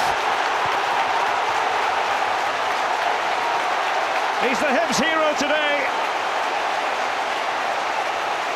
After so many seasons of pain for Hibernian in the Edinburgh derby, is their luck about to change? Well, you know, for half an hour I've talked about the positions he's been taken up. There's been 4, 5, 6 times he's got himself in between defenders, and again he takes up a lovely position here. And for the first time Hibs in the final third have actually put a decent ball into his feet, and that's a super ball from Wotherspoon. And he is composed because he's got the confidence. He knows he's a good player. He knows he's got talent. His first touch is excellent. Little flick with the left foot. And Hibs, who have been competitive just before half-time, back in this game. Lee Griffiths celebrates his first Edinburgh derby goal. A timely effort on the stroke of half-time. And that cancels out the earlier goal scored by Andrew Driver. It is 1 apiece. And John McGlynn, the Hearts manager, is with Daryl Curry.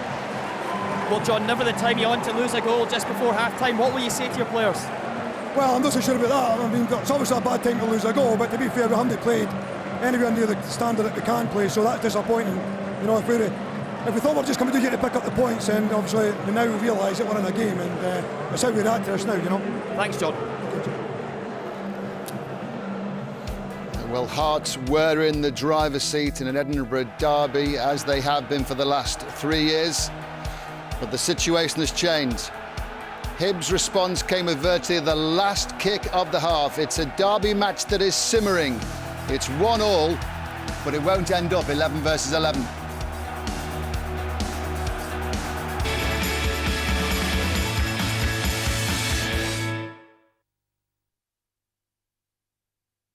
Their glorious day at Hampden will live long in the memory.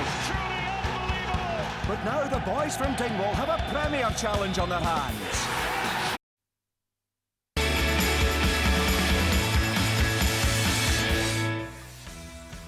For Hearts to qualify for the group stages of this season's Europa League, they have to overcome a significant hurdle.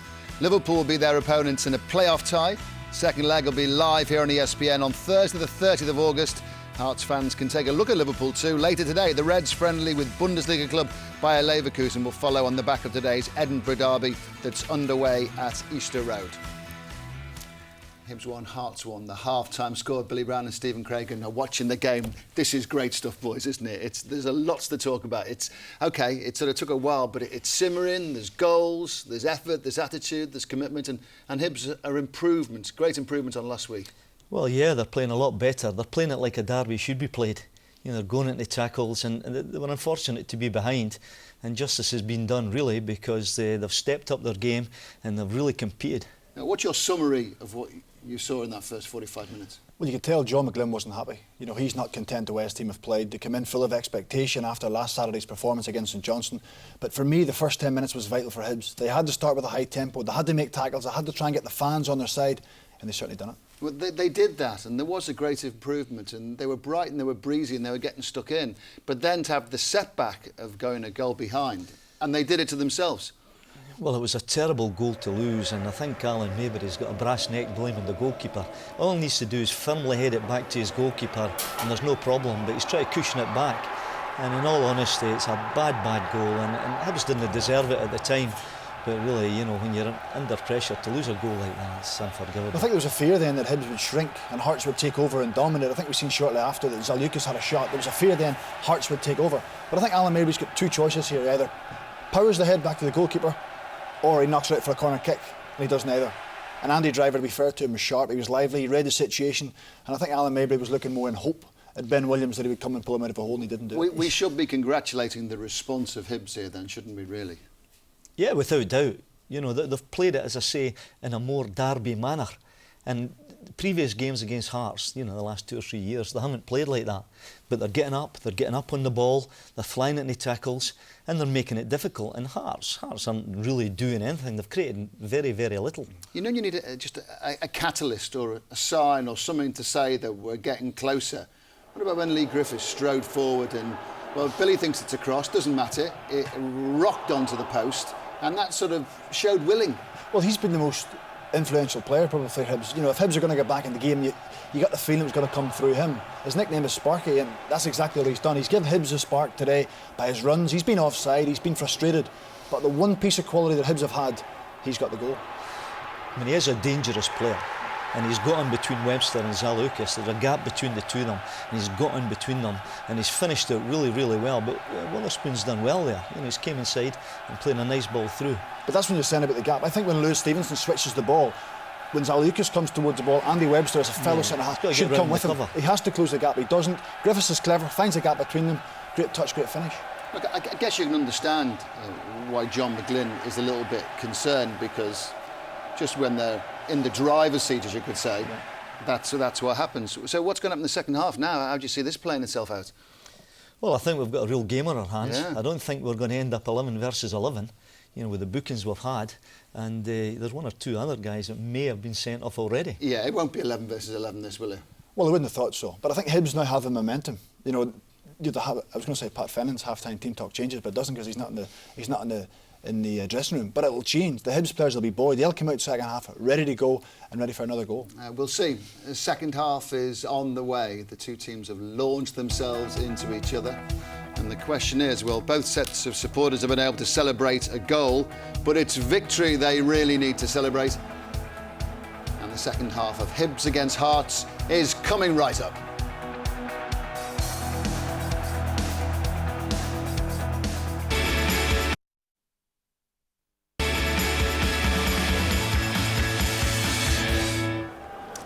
Welcome back. They're all set to go. Second half of the Hibs-Hearts match about to get going. Time to hand back to today's ESPN commentary team.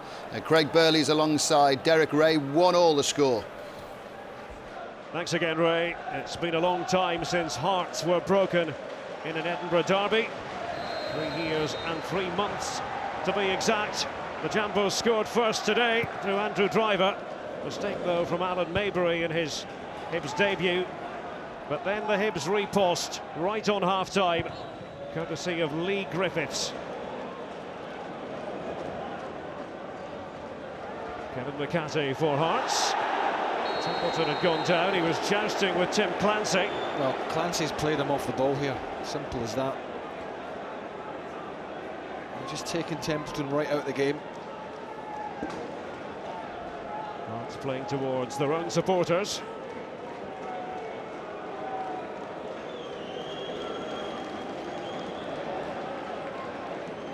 Glorious weather here in the capital today. Templeton with it. There's Sutton. Hooked away by James McPeak.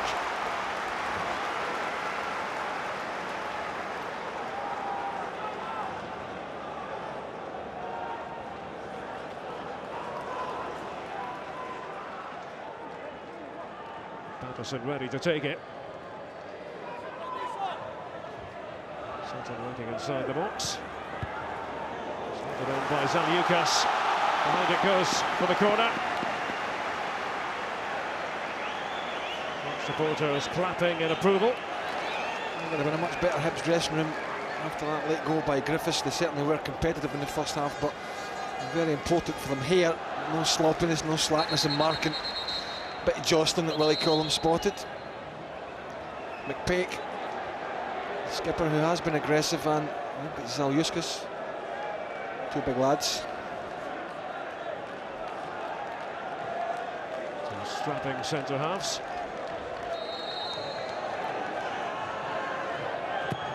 Andrew Driver taking the Hearts corner. Griffiths trying to speed away here. And down he goes. McCarthy did his job.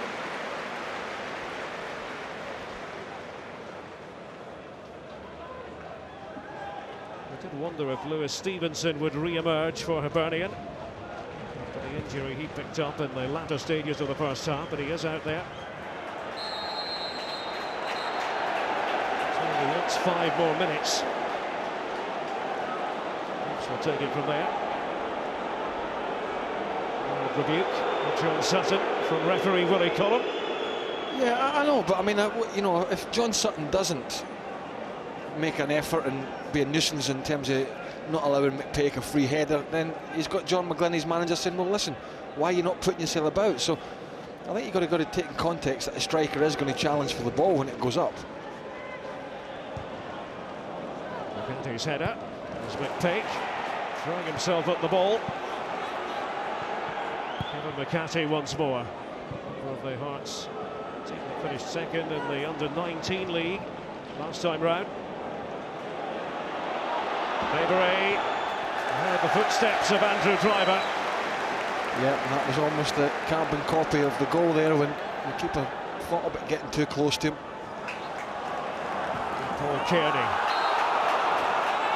Versatile midfield man, Kearney, scorer of 15 goals for Partick Thistle in all competitions last season.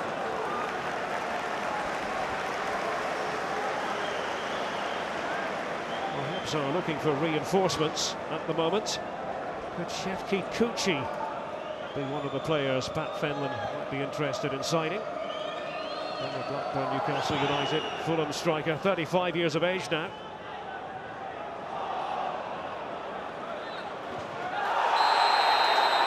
It's Doyle who's gone down, and then he pushes Andy Webster. And the card is coming out here.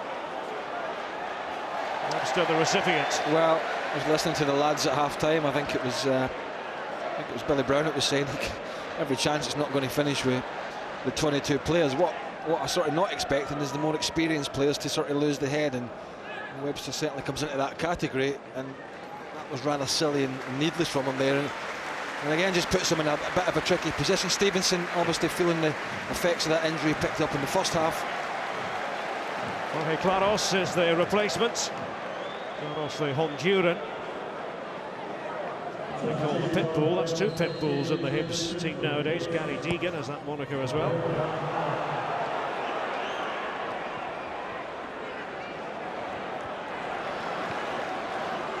Owen Doyle. Sligo Rovers win the Irish Cup last season.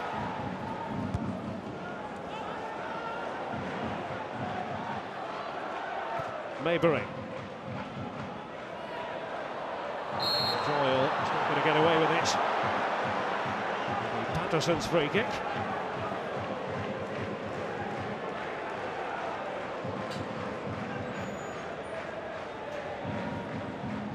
It's remarkable when you look at the Hearts team, analyse their strengths, to realise that in all they said goodbye to 18 players at the end of last season. Now that is including academy footballers. You get the point. Radical change. New manager. The emphasis very much on youth.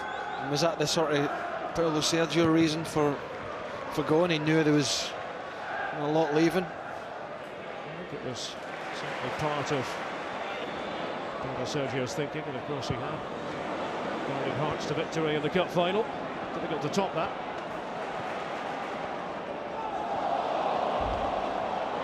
Lewis Stevenson is a foot injury. And Templeton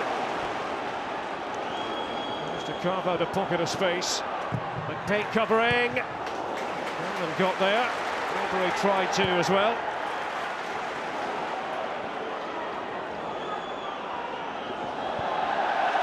Lucas is running out of space. Comes off Clancy. Corner to Heart of Midlothian. Did really well there, Lucas. Tried a little trick on the far side, not his forte, I've got to say, but did really well to keep it in, and Templeton wins the corner out of nothing.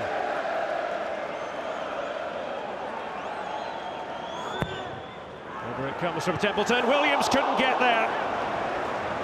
It was a chance. Ryan McGowan flinging himself at the ball, the Aussie. Oh, he's out window cleaning again, the goalkeeper, isn't he? There you go. Nowhere near it. And if he catches this flush, that's a free header there. A couple of players on the line, so great opportunity. Ryan McGowan will turn 23 on Wednesday. He'll celebrate his birthday. He'll be part of the Australian squad to meet Scotland here at Easter Road. Well, they need to make sure Scotland they're not getting hammered, and they were hammered by the USA. My friend, you did that game, didn't you? Did you do it? USA Scotland? Yes, was it Jacksonville. Not pretty. No, it wasn't pretty. But it was the end of the season, and Scotland did face a very motivated American side who had competitive games coming up.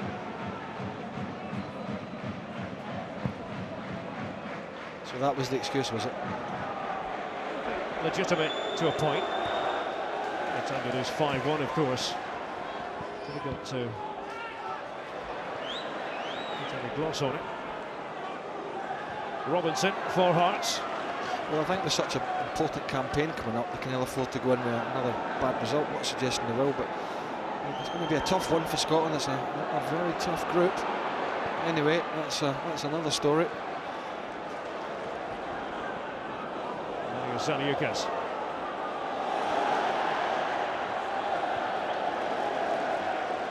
Driver wants it played to him. Clancy.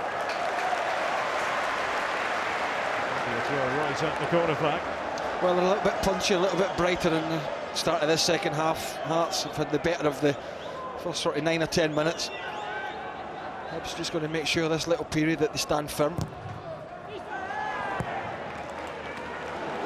keep the ball though, trying to get themselves out. Just coming back one way at the moment. So Lucas into reverse. Andy Webster. His header, Claros. Into the air off the boot of James McPake. Zaliukas. To Wotherspoon. Vicious sort of ball. Offside flag going up against Griffiths.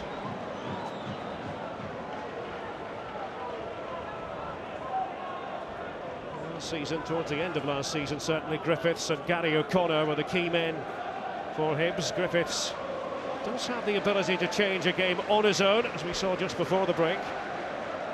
So Gary O'Connor got off to a disappointing start with his new club in Russia, Tomsk, the other day.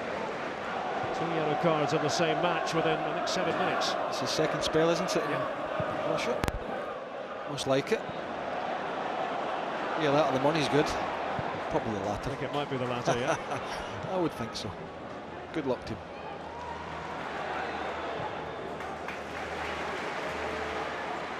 Here's Maybury. Now Kearney. All-action sort of player. Deegan. Tidally. Kearney. And still Paul Kearney for Hibernian. It's blocked by Patterson. Left foot, son, left foot. You've done brilliant to get yourself in there, but the reluctance to sort of whip it in with the left foot was the little trigger that was needed to get the challenge back in. I think there another thing for Hibs to think about was just a little bit flat-footed Andy Webster, anything in and around his feet, the centre-half, and I think certainly the Hibs forward players have got the pace on him. He doesn't turn particularly well, Webster. 6-yard box scene. As Witherspoon takes it, and McPake rising up. He's failed to make contact with the ball.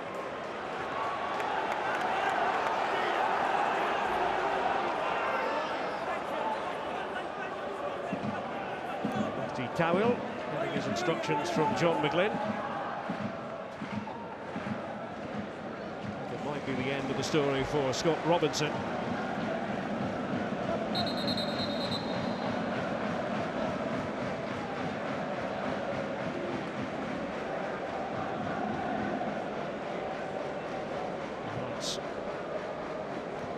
Putting the hopes on Towell. I'll tell you that Kearney there, seconds ago, was physically sick on the pitch. I'll spare you the replay of that one. Yeah, we shan't be taking a second look at that. He must be feeling a bit dicky.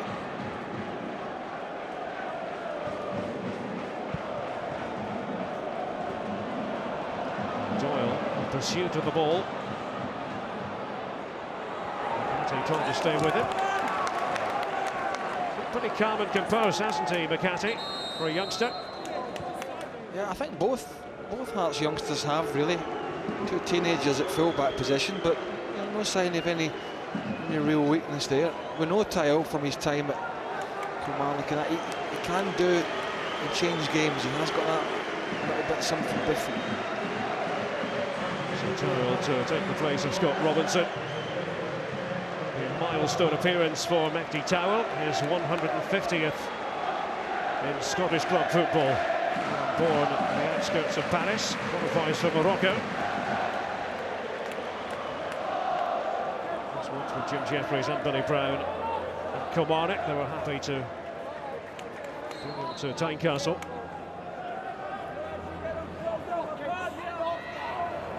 Picks up there, gets his head to the ball. Didn't miss by much, James McPake. Yeah, didn't get a great deal of power in the head, and I think that was the difficult part for him. But obviously, when his head gets above his Oyukas, just try to guide it in that far corner is a little bit unfortunate. Passionate competitor, James McPake, 28 years of age. His debut for Northern Ireland at the end of last season against the Netherlands.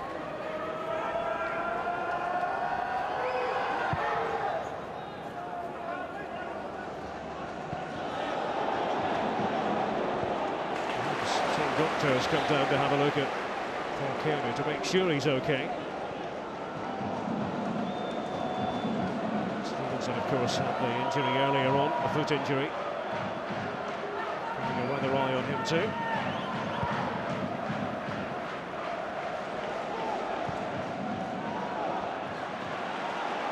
Deegan. Maybury gives it to Kearney. Over the miscreants. To be called over by Willie Collum. Well, again, it's certainly a free kick, but why Willie Collum's going to call him over him in a word? It's a foul. Get on with it.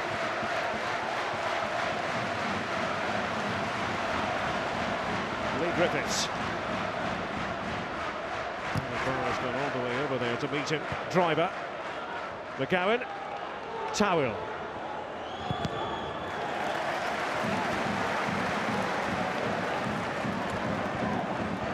Giving Hearts a bit of technical quality in midfield. And come off the bench.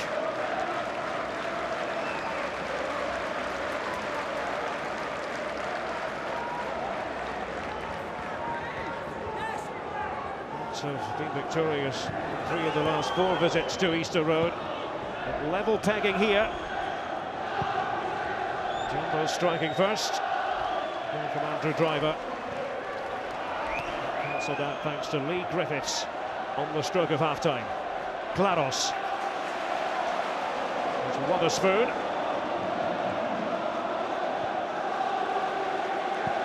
Tim Clancy. Again to Jorge Claros.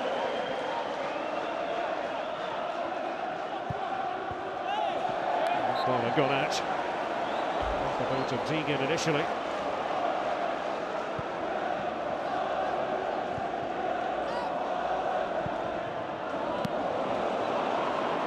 Nicely for Deegan, now Claros. The Evan pass from Manius Zaliukas. Kearney. A lovely turnaround by Griffiths. Shame about the shot though. No, didn't have to take it as quickly as he did. I don't know if he realised that he had more time. That's what I was talking about with Webster, you know, anything in and around his feet. Look how difficult he finds it with somebody who's nippy and has got a low centre of gravity, and really he sent him for a plate of fish and chips there. He just didn't have to take it once he'd beaten him. He didn't have to take it as quickly and be as rushed and rash as he was there.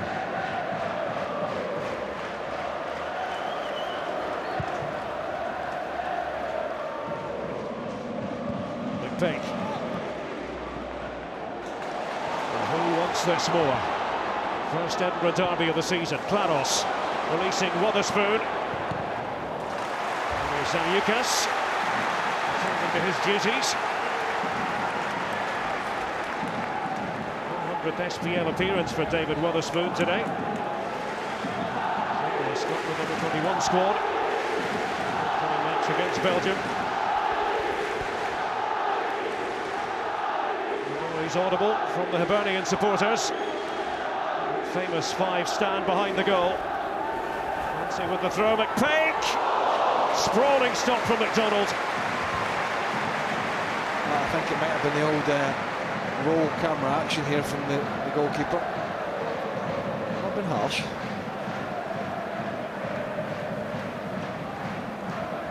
Touch of the Jan Tomaszewskis, maybe. Remember him? No, obviously you're older than me, so no. Polish goalkeeper in the early 70s. Was he a bit elaborate? A fellow by the name of Brian Clough used to feel that way. Remember him? Oh, yes.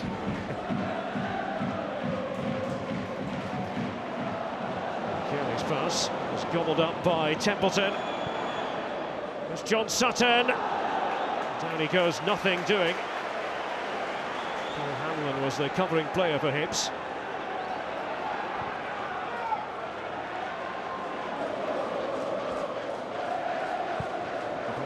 Managed only 17 goals at home in the SPL last season, poorest total any side in the SPL. It's got to put that right. It has worked a lot better this week. The shape of the team, you've got to say. Doyle there beside Griffiths to complement each other to a point. Now Andrew Driver for a bit of green space. Across comes Paul Hanlon. And Colin points to the corner flag. Yeah, it's a good challenge from Hanlon. I think it has worked a bit better for them this week. I mean, I think the thing is for Pat Fenlon, you've got ways sometimes that you want to play, and then you've got ways sometimes you have to play because of the personnel, and it's about finding that balance. Sutton being watched by Maybury as Templeton takes the corner. So got there for Hibs. McPake. There's Manius Zaliukas. Webster and Patterson. They take a swing at the ball.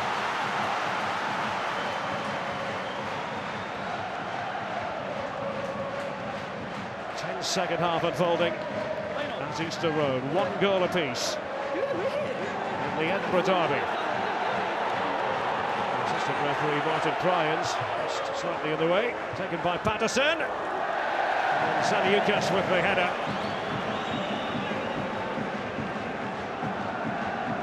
Patterson was wrong, but a bit cross with Martin Pryans.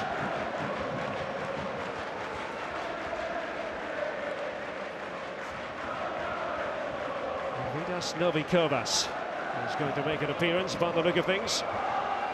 John McGlynn goes through his pages of notes. Yeah, that's the more to do with, where you be at attacking corners, where you be at defensive corners, who you're picking up, am I on a post, all that sort of thing, making sure your player is absolutely aware of his duties. His driver.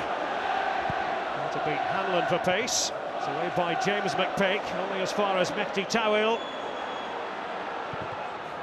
Comes off Hanlon. Who's spinning behind for another Heart of Midlothian corner.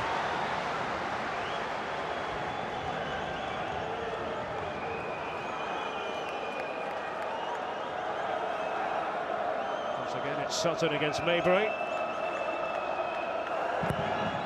Tangling going on, Templeton. It comes to nothing. Substitution time for Hearts. And it will be Arvidas Novikovas taking the place of Andrew Driver, the goal scorer. Hasn't had an awful lot of good fortune in front of goal the last few years, but opportunistic moment here.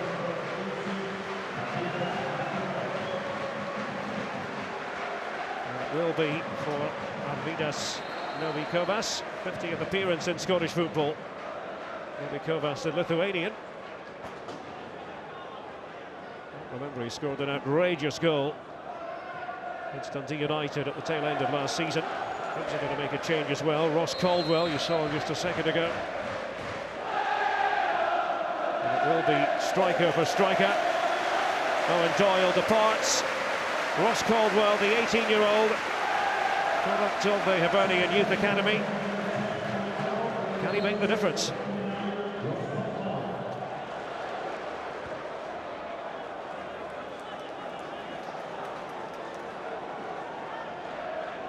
Maybury with the throw. Immediate activity for Caldwell. Scored a couple of goals in pre-season.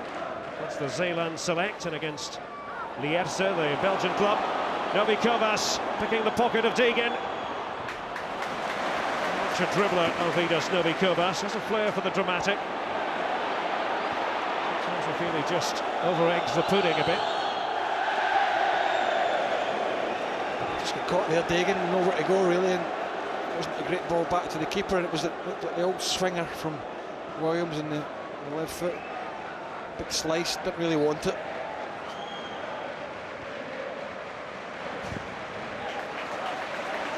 Coming off Patterson last of all.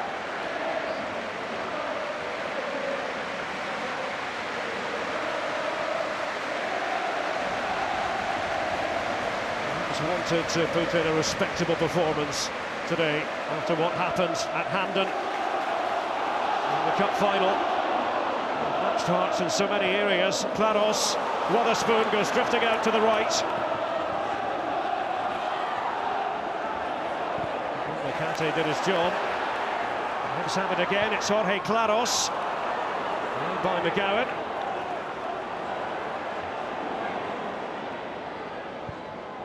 Clancy looking up to see where Caldwell had positioned himself.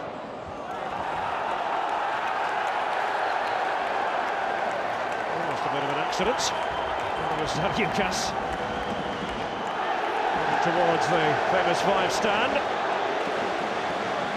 Supporters appreciated that. Good gesture. There's another one.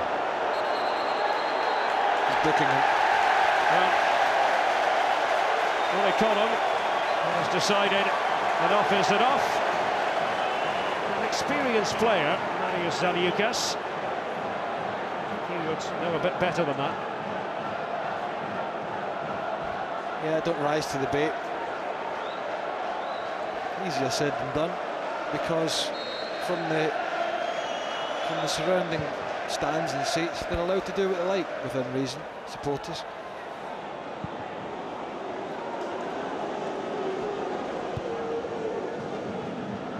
inside the final 20 minutes at Easter Road. Hibs and Hearts locked together at 1 goal apiece. Kovas was fighting for it. Kovas is playing in the Andrew Driver position now. Don't forget Ross County against Celtic coming up next weekend on ESPN. Saturday from 11:30 will be in Dingwall. And then later on Saturday, Newcastle United against Spurs from 4:30. The big kick-off in the Barclays Premier League. Just to follow on, Craig, from the point you made in the first half, the question about Dingwall. 11 miles from Inverness, about 25 minutes, but 11 miles. So you got it wrong. I did. So you're from up the north and you didn't know. Well, from the northeast, which was quite a few hours away from both Inverness and Dingwall, but there you go.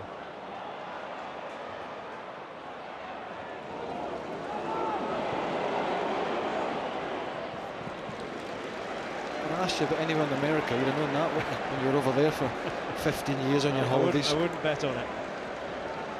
Any more of that, you'd be going back. This is Towell for Hearts. Life of luxury. Something like that. You have, Mr. Ray. Something like that. Patterson. Naby Kovas. Very even the game. Hard to say which way it's going to go. I mean, they both had little spells. I think Hearts would seem to me have had more possession in the second half. I think Hibs have had the best opportunity with Griffiths that he just rushed. Vidas Naby Kovas, who has a definite spring in his step. Away by McPeak, then by Hanlon. Naby Kovas. Coming off Maybury. Corner to Hearts. Well, the disappointing thing for Hibs is we think Griffiths is struggling. Just signal to the bench. I think he might have to come off, which he has looked their most dangerous player. Obviously the goal scorer got them back in the game. Kovas. Griffiths just wanted to get back. He wanted to get the ball back. Now then, Lee Griffiths has left himself with a bit too much to do.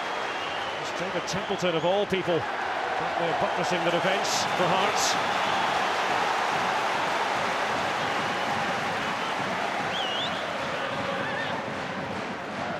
Take your eyes off Griffiths. Yes, he can be frustrating, perplexing.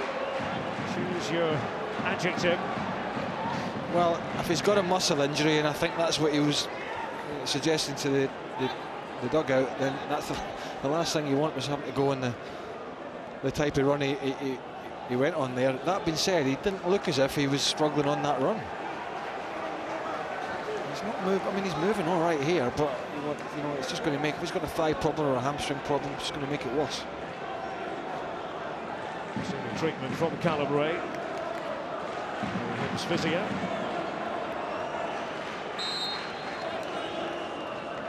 And Sproul warming up as we speak. Well, it's been much better from Hibernian today. No two ways about that. Something to build on. It's Merrin away in the next SPL match.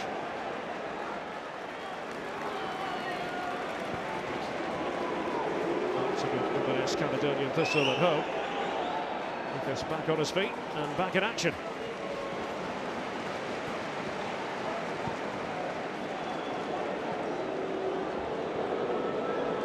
Zaliukas. It's McGowan. Ambitious from there. Templeton knew it. Didn't even hit the stand behind the goal.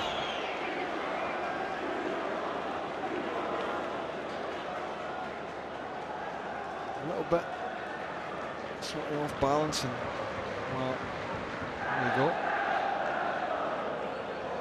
Never lost a derby match. David Templeton, Edinburgh derby.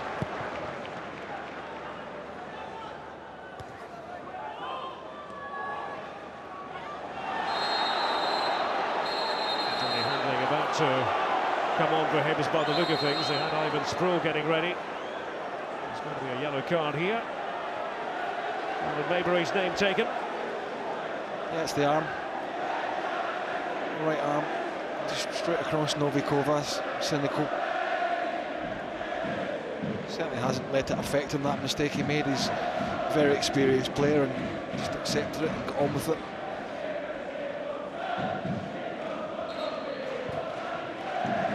So keeping it on the ground. McGowan.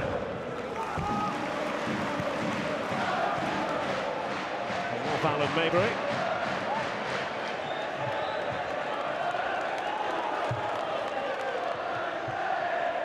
Mountain Cryans this time. A wide berth. Assistant referee.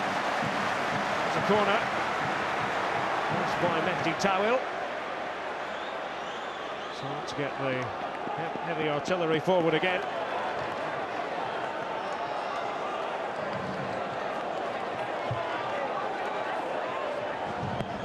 Stolen by Arvidas Novikovas. And the timing was off.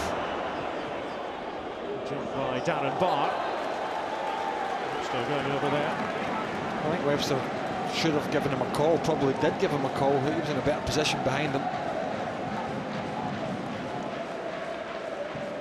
Well, they were about to make that substitution, but then the message seemed to come out. Hang on, hang fire for a second or two. Told that Pat Fenlon, one of his staff, running messages back and forth. Frank Nuttall doing the honours. Well, Griffiths has played his part. He's opened his account. First goal in an Edinburgh derby. Yeah, I think it was encouraging from Griffiths. We know he's a talented young man, but you've got to utilise him in the right way, and I think at times today Hibs have, and at other times they've not taken advantage of the decent position he's been in. But I think for Hibs going forward, it's about getting support to him, or getting it into his feet and letting him do what he does well. Credit to Waterspoon, he picked out a lovely pass, and very rarely does he get flustered. He did in the second half on one occasion when he was a bit wasteful, I've got to say, but he certainly did take his goal well. So Daniel Handling comes on, scored 7 goals in 7 matches on loan at Berwick Rangers last season. One of the youngsters to have come through the new set-up at East Mains. Kearney.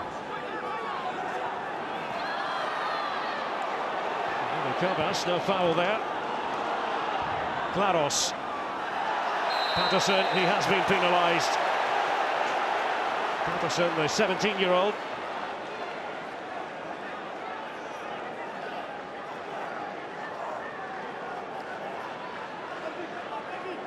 Barry Deegan to take it.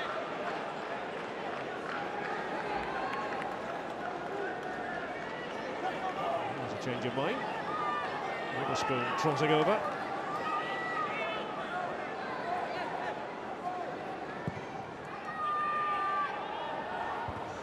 He was happy to attack the ball, and McPake waiting, but Webster back there for Hearts. Well, it was a must-get for Webster here, otherwise it would have been quite a simple little header from McPake off for a split second. He thinks he's getting there, but got himself in a very good position, Webster.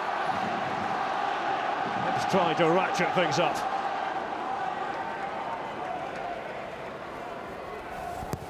Witherspoon's delivery.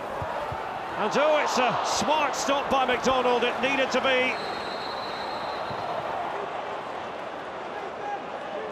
That was an opportunity. Yeah, I just think at the back post, I mean, it's dreadful marking, isn't it? As he puts great movement, he pulls up. I don't think he's going to score from there if he heads it down. I think it's either just nod it, dink it back across, or go for the far corner. Ross Caldwell's header. Pair of 18-year-olds in attack now for Hibs.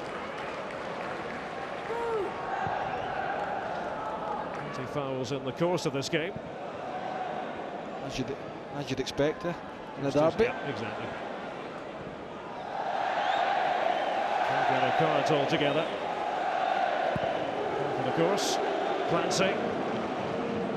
Zaniukas. Yeah, two youngsters up there for Hibs trying to run the tail off, two experienced centre-halves. A little bit of energy and enthusiasm.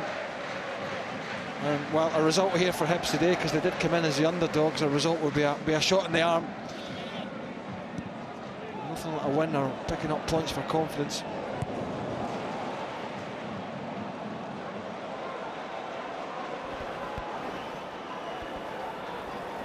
What are we in store for in the last 9 minutes plus added time?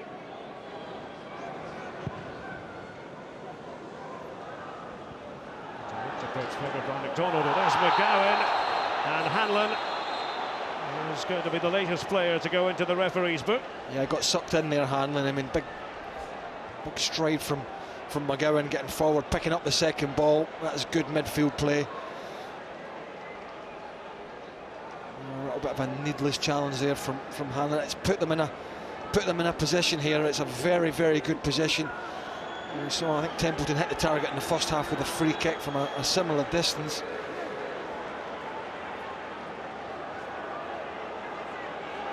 There's a sore one for McGowan. Yeah, the studs were up a little bit. I mean, it wasn't a dreadful challenge. It was just a bit of a clumsy one, but certainly got the full weight of Paul Hanlon's studs. Now, can Hearts they produce a little bit of magic here? I would imagine it's somebody like Templeton trying to get it up and over the wall, trying to get that little bit of dip in it. Keeper will line up on the side he's on, and he'll try and let the wall do the job to the post he's going to now. Best set-piece opportunity in the entire match, and here is David Templeton. Couldn't get it to dip enough. Goal kick. Well, that's what he tried, wasn't it? But the execution was poor from Templeton. I think the best exponent I've seen for many a year in the SPL at that, well, there's been two players. I think Sean Maloney is absolutely fabulous at getting up and down quickly, but Nakamura at Celtic as well. What a free kick specialist he was, and they're worth their weight in gold. Lefty Towell. There's Templeton. Let's see, going over there.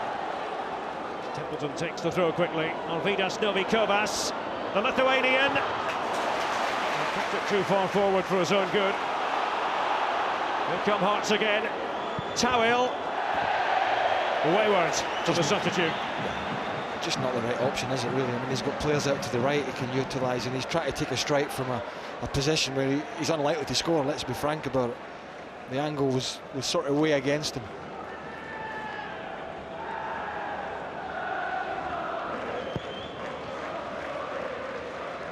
Of course, we'll have European football to look forward to very soon. It's no ordinary European tie either. Playoff round of qualifying. They face the might of Liverpool. Liverpool, of course, under new management, under Brendan Rodgers. Well, they've got to show they can be at least competitive and hard to beat. I mean, if you remember back to Hearts, playing against Spurs, they were absolutely pummeled in the first game at Tynecastle, never gave this a chance going to White Hart Lane, so that's going to be the difficult part of it. And the first leg, Craig, is at Tynecastle again. Yep, so they've got to make sure they're solid. We know Liverpool are a better side, we know they've got better quality, but you've got to make sure they've got to work for the goals if they're going to get them. George Sutton, there's Claros after Peck had intervened. Towell, like handball, came off Claros. The column didn't see it that way. Zaliukas, no one in particular, as Mario Zaliukas collapses in a heap. Has he got the old rising damp again? Yep.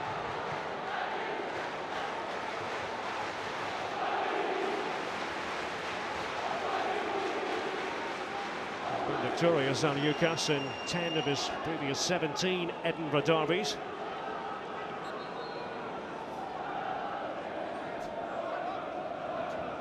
On his feet, nothing to continue.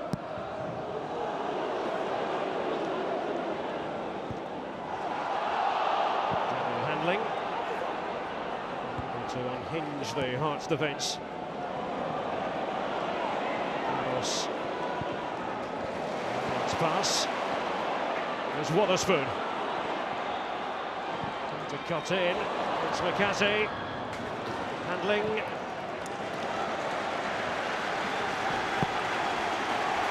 Two youngsters, Handling and Caldwell, trying to keep Hearts on their toes in these closing minutes at Easter Road.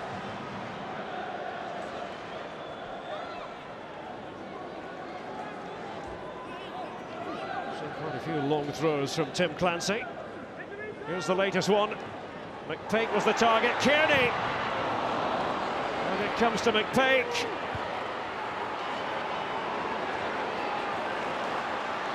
Caldwell. Hearts look to break. Patterson, Deegan, free kick.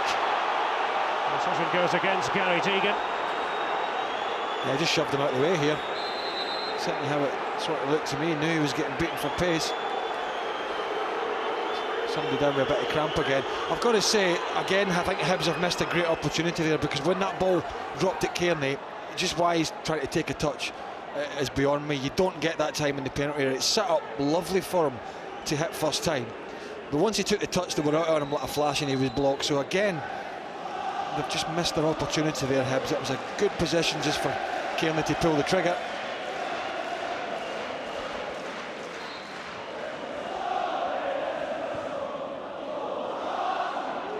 Andy Webster across the Hearts defence. Zaniukas down again just for a few seconds. Back on his feet now. Patterson to take on Handling. 17-year-old against an 18-year-old. It's like kindergarten out there, isn't it? These youngsters, are we just getting old? That's part of it. We ought to get used to it though in Scottish football next few years. Well, never a better time, because of the lack of finances, for the youngsters to come through and make their mark. They're going to get, if they're good enough and they show a bit about them, they're going to get an opportunity. And maybe, you know, years and years ago, when the place was quite flush with money and some bigger signings were coming in, it was more difficult. So there's no excuse on that front. It's just whether we're going to have enough of them that can last the course. You see a lot of younger players coming in and showing flashes of stuff, and then they drift away. The difficult part has been consistent for 5 or 10 years. Look at his pass. He was trying to release Ryan McGowan. McGowan with McPake. Putting in a little kick at James McPake, I wonder. Certainly the Hibs captain took exception to the actions of Ryan McGowan. Yeah, I think it's McGowan that's the perpetrator here. You know McPake just, I know he reacted, but you know, I think McGowan just looked to me as if he was a needless little rake on him and little nudge on him just there. The ball's well gone there. Ryan McGowan of Scottish parentage. He was talked not so long ago about him being called into the Scotland squad. He's always said, though, he feels 100% Australian. And the chance has come his way to play for the Socceroos. Now then, that was a bit short. Williams had to react. Sutton was having to pounce. Clancy sweeps it forward. His other full-back this time, he may be feeling a bit left out.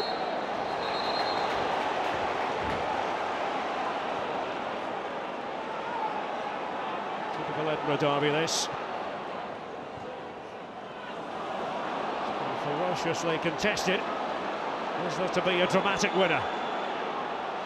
Tawil did well. Nobi Kovas. It was good play by Hanlon at the back. But now can Hibs get forward? And it was a difficult task, the one facing Caldwell.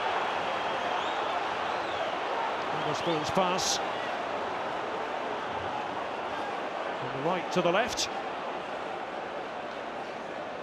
And it fizzled out. Yeah, lots of space on that counter-attack there, and it was a shame from Hibs' point of view that the pass from Witherspoon didn't match up to the one that he played earlier in the game for Griffiths' goal. There's certainly plenty of space for him to knock it into, just overhit it. Paul Hanlon. Lucas trying to deal with it. Not a time to be fussy, is it?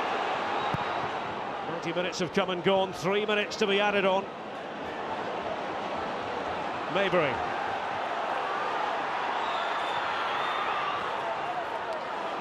Kearney. Sutton was the player who took the fall, just as that was developing. Andy Webster, the big punt. Sutton's labouring here, not moving at all now. Darren Barr for Hearts.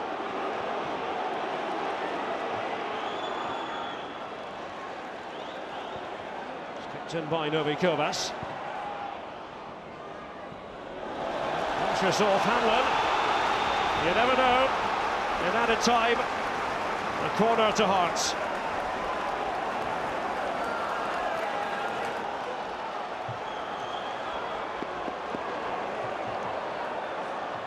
Seen too many high-quality deliveries from the Jambos today.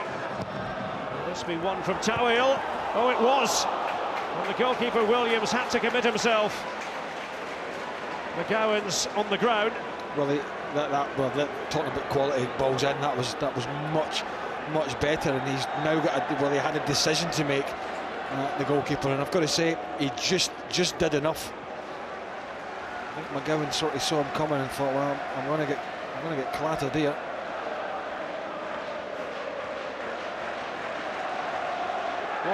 Entertaining fare, and I think a draw would be just about right. Yeah, it'd be hard to argue against it. Hibs have been competitive, which is an improvement on last week. A slip up by Zaniukas. Comes to handling, and now Klaros who pulls the trigger. McPake. Offside flag is raised.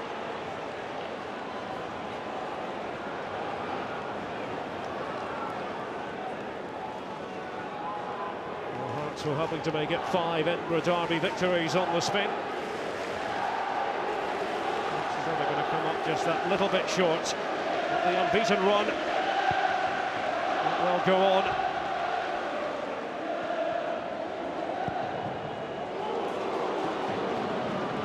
It's an unbeaten run that stretches all the way back to May of 2009. Patterson was motoring. He had to. Well, the youngster, isn't he, Patterson? 17, very young, big lad, looks well over 6 foot. Coming into this type of standard of football for a youngster's not easy. There it ends. A point apiece in the first Edinburgh derby of the season, but it's now 12 derbies without defeat for Hearts. Encouragement though for Hibs. The men in green and white showing a lot more this week in comparison with the limp performance at Tannadice 7 days ago. But 4 points from 2 games for the Jambos. I don't think they'll be complaining too much. Andrew Driver with the opening goal of this contest, a mistake by Alan Maybury. Then Lee Griffiths with his big derby moment on the stroke of half-time. And so it is finished at Easter Road. Hibernian 1, Hearts 1.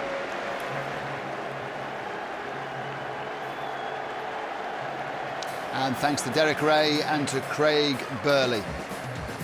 More live football from the Clydesdale Bank here on ESPN next Saturday. It's a big day for Ross County.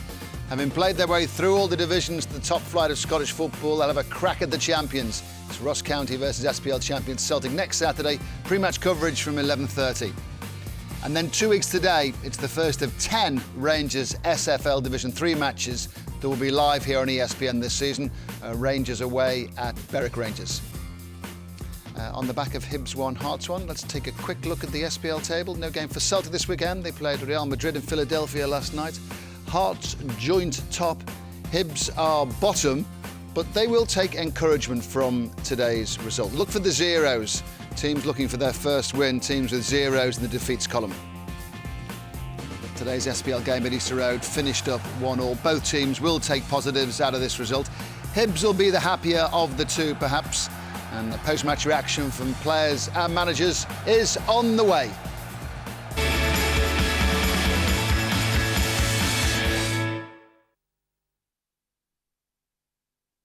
Their glorious day at Hampden will live long in the memory.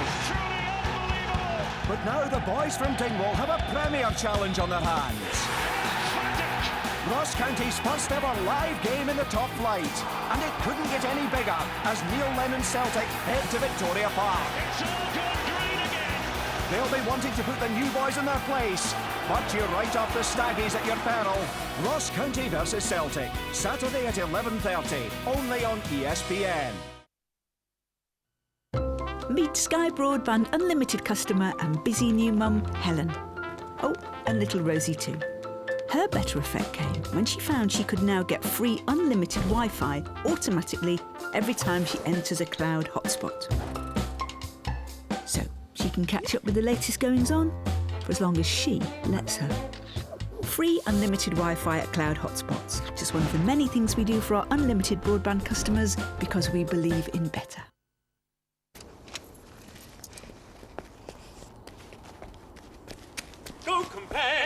Go compare, when you insure you must be sure to go compare.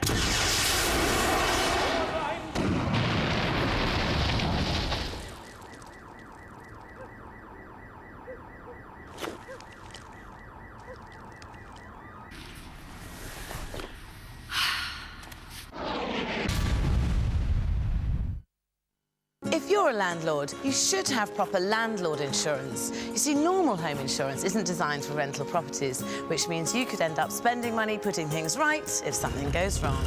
So why not give Direct Line a call? Their landlord insurance is designed to cover you and your property. And it costs less than you might think, as Direct Line guarantees to beat any quote for the same cover. For a quick and easy landlord insurance quote, call now or visit directline.com.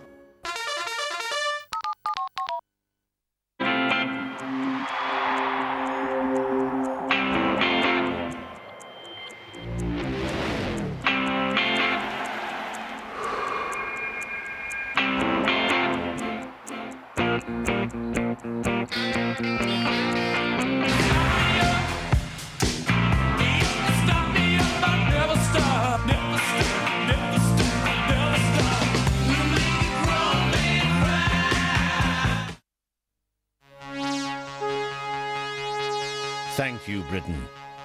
You made it great. Now relive every glorious moment in our 32-page souvenir pullout. Free this Monday, only in The Sun.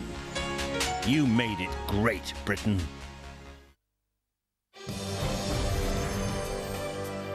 Are you in? Are you in? Are you in for the European postcode millions? Make sure we ring your doorbell when your postcode wins a share of £2.3 million. Play with your postcode at postcodelottery.co.uk or call 0800 123456. Sign up before the 31st of August and make sure you're in! With madbid.com's amazing bargains, is it too good to be true? Listen to what these winners have to say. Madbid.com. I won this iPhone 4S for £82. My wife didn't believe me. My friends thought I'd gone crazy when I started on madbid.com. They were gutted when I won my brand new laptop. I bought my 47-inch TV for £123. I won my brand new car for £2,805 and my brother couldn't even believe it. He thought it was an April Fool's. Will you be next?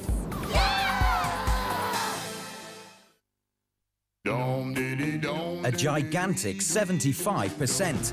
That's what your no-claim discount could reach with LV car insurance. Amazing. But you've earned it. And what's more, you could even guarantee that colossal NCD for life. How good is that? So if you've earned 75%, you'll keep 75%. Welcome back. After post-match reaction to the Edinburgh derby that's just finished, the focus will switch to Anfield for Liverpool's final pre-season warm-up match before a new Barclays Premier League season kicks off next weekend. Bayer Leverkusen, Liverpool's opponents, managed by Sami Hyypiä, former Red Star, who'll get a great reception. The match is live here on ESPN. Hibs won, Hearts won in the SPL. That was the final score at Easter Road. For Hibs, some of the agony is over. Haven't beaten Hearts for 3 years, but they didn't lose today. Reaction now from the Hibs dressing room. Let's hand over to Daryl Curry.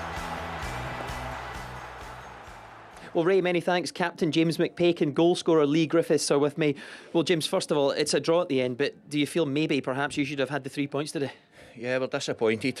And that goes a long way for last season, where our Hearts were always had the better of us, but I thought today there were one team out there and it was us. We went at them from the off. I think we had one chance really.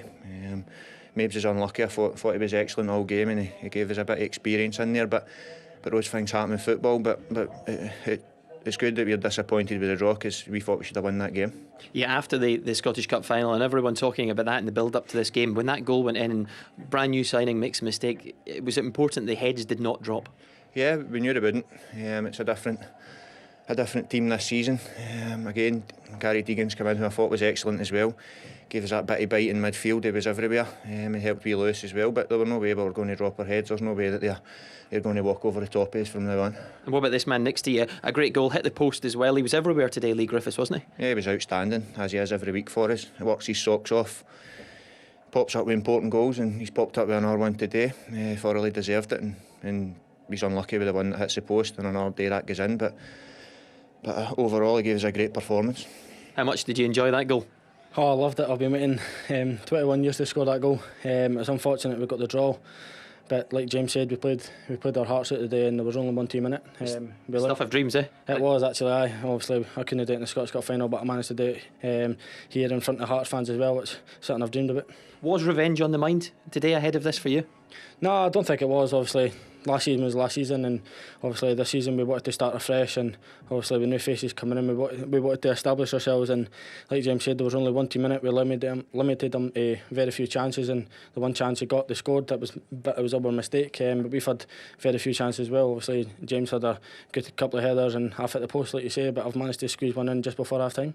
Just let me ask you about an incident in the first half as well, James. It looked like when David Templeton went down, he seemed to catch you. What was your take on it? He seemed to throw his leg out, perhaps? Yeah, no, it's a boot. Maybe it's not the nicest of tackles for me, and probably rightly so a foul, but you just can't boot somebody. But that's not for me to say. That's up to the referee, and whoever looks back on the game, that's their decision. It's not something I'm going to worry about. OK, appreciate that. You are the Clydesdale Bank man of the match today. Outstanding. Lee, would you mind handing that over to James? Cheers, mate. Thank you. Well played. Cheers, guys. Thank you. Billy Brown and Stephen Craig and watch the game. OK, what's your verdict? Fair result? Yeah, well, I think they may be right. I think Hibs shaded the game, really. But all round, it was a far better performance. A lot more spirit, a lot more heart. And if I'd been with Hearts today, I'd been disappointed that they created very little. You know, they've got a goal from a mistake, but apart from that, they didn't do much at all. And Hibs probably shaded the game and deserved to win it, I think. Yeah, after the demolition derby, it's progress for Hibs, isn't it? Well, it is. You know, we were quite critical before the game about, you know, lack of commitment in previous games. They hadn't won a derby for 3 years. You know, how would they fare? Would they lie down? They didn't. And, you know, and going behind showed great character from them as well. They come back into the game, come out the second half. I felt second half they probably would have the momentum because he scored right on half time. You know, that's when you want the game to continue. Probably half time came at the right time for Hearts. They could regroup. But John McGlynn will be hugely disappointed. You know, his first derby as full-time manager. He probably expected a little bit more from his big players. You know, we built up John Sutton, we built up David Templeton, and I thought they were quiet today. Yeah, from a Hibs perspective, going the goal behind as they did, a right kick in the teeth. So for their response, and this is, well, they've contributed to their own downfall here. This is a terrible mistake. And sometimes when things like this happen, the players think, oh no, here we go again. And then the negatives start to kick in, but they didn't. You know, the fans stayed with them. The fans appreciated they were trying a little bit harder, which should be natural. But again, you know, last season they conceded 67 goals, second worst defensive league record in the league. And today again, you know, it's their own fault. Alan Mabry's a very experienced player. I guess he will know that he should have just got that sort of way out the way or out of play or played a little bit harder back. That was a mistake. Yeah, I mean, it was an easy header back. I didn't think he had to go for a corner there. If he'd headed it firmly, it went straight to the goalkeeper. But he did play well, and he did give them a wee bit of assurance there on that side. You know, and his whole game was good. He was enthusiastic. He was never out of position. So in general, he did well, and just made the one mistake. Luckily, it hasn't cost them. But he did do well, and it looks like he's a decent signing, Alan. Yeah, interesting to hear Lee Griffiths there, because he was dangerous, and he sort of started to get things going for Hibs. Remember when he got through and hit the post? You think it's a cross, others think it's a shot. It doesn't matter. It was a little bit of a catalyst for Hibs that they could do something, wasn't it? Yeah, well, he's got that in his makeup. You know, I thought it was a cross, but you never know with Lee. You know, he does take things early, and he's done that in training quite a lot. You know, he has got that, but it was a problem to Zalewskis and Webster. His movement caused them a problem all round. I don't know if Andy Webster tried to play offside there as well. Listen, Lee Griffiths was up for the game. Goal. Listen, it's a great finish. Listen, he was up for the game, there's no doubt about it. But sometimes he's his own worst enemy about how he conducts himself in the park, trouble he gets himself into. But when he's in this form and he's making these kind of runs and he controls and finishes like this, he's a huge attribute to Hibs. But Hibs need him playing like this more often. Billy, you've worked with him. What will that goal mean to Lee Griffiths? Well, he's been desperate to score goals. I think he's been rehearsing his celebration for the last couple of years now. I mean, he is a Hibs supporter. He always wanted to play with the Hibs, and that'll be a big goal for him. And it might give him the confidence. He just needs consistency, and he needs to be tuned in every week, because sometimes his mind's elsewhere. But when he's tuned in like that, he's a good player, and his movement's good as well. Let's hear from Hibs manager Pat Fenlon talking to Daryl Curry. Ray, many thanks. Well, Pat, how much character did your team show today to come back from that goal down, and the way you conceded the goal as well? Oh, I thought we showed a lot more than just character. I thought we were very good, particularly first half. We passed the ball really well, and like you say, we were on top and we conceded a sloppy goal, and we showed a lot of character to come back into the game, you know. But very pleased with them. I thought their attitude was fantastic today. Did you feel it should have been all 3 points at the end, the way you were playing? Yeah, I thought we deserved it today. I thought we were a little bit better than Hearts. I thought second half they came into obviously a little bit more, which we expected at half time. But you know, the players are fantastic today. They work right, the honesty, you know, in relation to keeping the ball. I thought we did that well, the shape of the team. So no, very pleased. Loving to pick up 3 points. Obviously, it's a big derby game, and I think the supporters have gone away a little bit happier than they did previously. I noticed in the build-up to the game you had said that sometimes last season Hearts had bullied you, but with Gary Deegan in there today, it seemed to be different. Yeah, he's a good player, Gary. You know, he gives us a different dimension in the team as well, and I'm delighted for him today because he hasn't played a lot of football, so we're obviously worried whether he'd last the game, you know, and picking up an early yellow card. He's done well to get through the game both ways, I suppose. And a great strike as well from Lee Griffiths. He said he'd been waiting 21 years for that. He was immense today, his movement. He's sensational. I thought he caused Hearts all sorts of problems running in behind people, and he's difficult to play against, Lee, when he's like that. He has won in the second half. I just hoped he would have hit it with his right foot because he's decent with his right foot as well, you know. But no, I can't fault any of them. I don't think. I thought they were all immense today. And I know you said to me last week after the Dundee United game you're still desperately working on trying to bring players in and strikers. Well, we noticed Chef Kikuchi at the stadium today. Can you tell us anything on that? I hope you enjoyed it. I hope you enjoyed it. No, we're looking for players. I think, you know, if we can add, you know, a few more players to this squad, we're a decent unit, you know, and we've got to try to do that. It's not easy. People think it's easy to do that, but we are working frantically to get players in to join up the squad. Thanks, Pat. Well done today. Cheers. Thank you. Are we seeing the seeds of recovery in Hibs today, do you think? Well, that was better. You know, it'll send the supporters home happier. I hope so, because as I said, we need a strong Hibs. We've got a crowd there. With Rangers going, we need people in SPL games, and Hibs, if they continue to do that, the crowds will increase. So it's encouraging, definitely encouraging. It's a derby match, and sometimes things get a little bit heated, and it's unusual for it to be 11 versus 11 at the end, but glad to say it was. We got there. But in the first half, there was a flurry of bodies. Should David Templeton have seen a red card early in the game? Well, we've been fortunate enough to slow it down and see it. And listen, the referee's position's fantastic. David Templeton's been caught. He's been caught a couple of times, but you can't kick out. We can see clearly that he's kicked out. The referee is right on top of it. So how will he call him? You know, who Derek says has been promoted to the elite referee. It's a three-pronged attack on him. There was a challenge. There's a few more coming in now. There's another one. There's another one coming in here. There's another one there.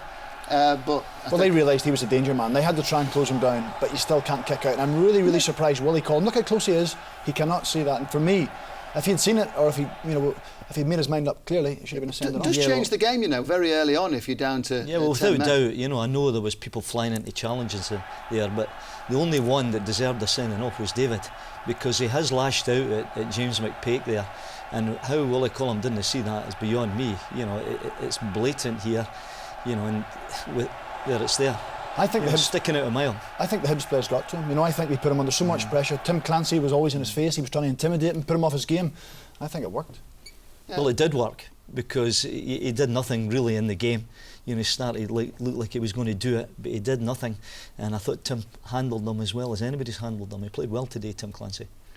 However the game was going during the second half, I think everyone would have been wondering whether someone was going to get a goal, whether it be against the run of play or whatever. Maybe someone was going to snatch the victory here today. There were a couple of second half chances that are worth taking a look at. But on balance, I guess you're saying that a draw's a fair result. That's a chance, isn't it? Well, I think Ben Williams in the Hibs goal is thankful that Ryan McGann hasn't hit the target. But you know, both teams tried to push for the winner. At times, maybe they just lacked a little bit of quality. That was the Lee Griffiths turning strike Pat Fenlon spoke about. He was lively, he was sharp, but he couldn't get the strike away. It was a great turn that though, wasn't it? Yeah, a really good piece of skill. And you know, if you take with his right foot, because Pat's right, you know, he can finish with his right foot. He scored with a right footer in the semi-final against Aberdeen, you know, through in that position there. So he can do it, but he's created the chances still there with a good bit of skill in that. OK, Hearts are unbeaten in 12 now against their local rivals. But I'm sensing that it's Hibs are going to be the happier of the two clubs. I think they'll have taken more from the game. There was probably more question marks against Hibs getting into the game than there was Hearts. I think the most disappointed person will be John McGlynn because he knows the players can do better. But Hibs went in, you know, confidence was low, performance last week. So they're the ones that come out with all the plaudits. Now what they have to do is try and build on it. One performance is not enough. They've got to do it over 5 or 6 or 7 weeks. I'm wondering, by the fact that John McGlynn hasn't appeared out of the dressing room yet, I'm wondering whether there's a little bit going on in there, because he was unhappy at half-time. He sets high standards. He might be a little bit revved up about the performance, might he? Yeah, we're disappointed because I thought the team was disappointing. They didn't play well there today. I mean, all credit to Hibs. You know, they got up and down and they've challenged for every ball, something that hasn't been done in the past. You know, so you know, let's not just say that Hearts were poor. Hibs did a lot better today. But I mean, you would be looking for more for Hearts. They're big players. You on about it, we highlighted Sutton and Templeton, and two of them did nothing in the game at all. Who would you pick out then, really, as the seeds of recovery? Deegan's performance, for example, as the guys were saying there, as Pat Fenlon was saying, the fact that he got booked early on and he's known as the Pitbull, Tasmanian Devil, Roy Keane and a Pitbull, well, I guess that explains that he's going to be absolutely sort of influential in the team. But excuse me, because we can hear from John McGlynn. Back to Daryl Curry. Ray, thank you very much. Well, John, how do you assess that performance today? Not our best, not by a long way. We never really got going in the game, to be fair, so credit to Hibs from that point of view. They never let us get settled. But I think we've got to just say that a day where we've not performed very well, we've came here and we're away with a draw, you know, and it's probably, you know, reflecting on it, it's not what we came here for, it's not the way we wanted to play, it's the way the things panned out, and I suppose we've just got to accept it, you know, take it that we've all played better than that, that's for sure. We played better than that last week. Debut for a few of the lads today, so a wee wake-up call. A lot to learn from that game. I could sense your frustration when I spoke to you at half-time. Were there some choice words? Yeah, one or two. I think it's the first time that I've had to have a go at the lads, you know, because they've been first class up to now. But unfortunately, it was always my worry, you know, that off the back of a Scottish Cup victory, winning 5-1, and you know, it was hard not to look at the Hibs game last week and think that, you know, they didn't do well last week against Dundee United, and so in the players' minds, you know, it's just you can talk to the cows come home, but it's very difficult to get through to them, and you know, you can see that mentally the day we weren't just quite at it, we weren't quite right, and you know, in derby games, I'll not be the first one to tell you, if you don't win your battles, then you won't win the game, and we've just got to say that, well, we haven't done that today. We've come away with a point, and you know, Hibs couldn't beat us on a day where we were bad, and we'll just have to accept that and move on. There certainly were a few battles out there. I have to ask you about one incident in the first half. David Templeton appeared to maybe kick out James McPake. Obviously, a few Hibs players were calling for a red card at the time. What did you see of it? Well, it was a bit of a grappling match, I think, because I thought there was a foul on David. He had caused him one or two problems at that time, and he was getting a bit of rough treatment, to be fair. And you know, I've not seen it again on television, so I'm obviously you guys have, and you've got the advantage of that. It did seem that there may have been a kick out. Now, I think the referee, and I'm not just saying this, you know, I think he's had a fairly good game. There's a guy, this fourth official. There's another two, you know, assistants there. I'm sure if they all thought, and they're all talking to one another, they're all communicating, I'm sure if they thought it was, then they would have sent him off, you know. So, you know, everyone will say that Willie Collins, you know, referees on the continent all the time, in the UEFA and Europe Champions Leagues and all the rest of it. So he's one of the top ones. So I'm sure if he thought it was a sending off, he would have sent David off by now. Thanks for your time today, John. Okay, cheers. OK, Billy, sum up today. There's John McGlynn sort of questioning the attitude of his team today, really. Yeah, well, they expected to win. All known form they'll win, but far more encouraging from Hibs. Hearts will go home with a point, but a wee bit disappointed.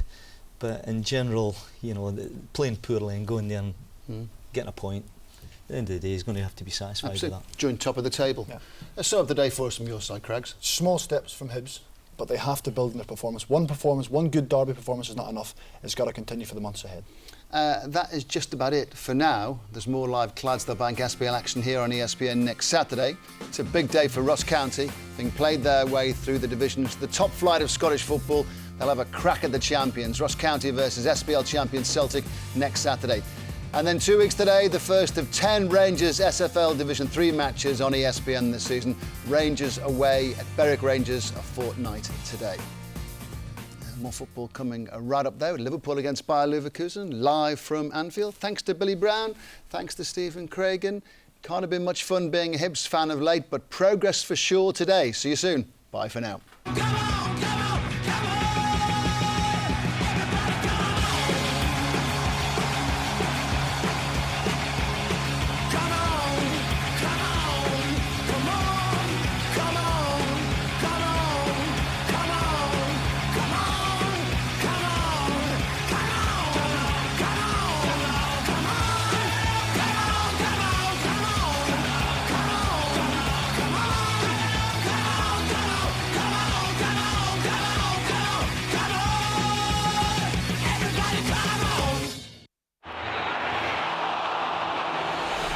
You are watching ESPN. ESPN, the Barclays Premier League, kicking off this August.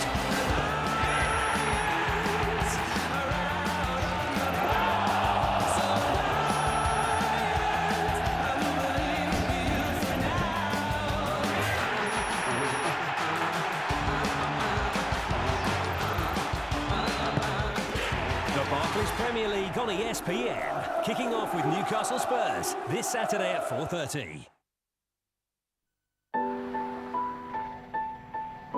The journeyers, the jostlers, the anticipators,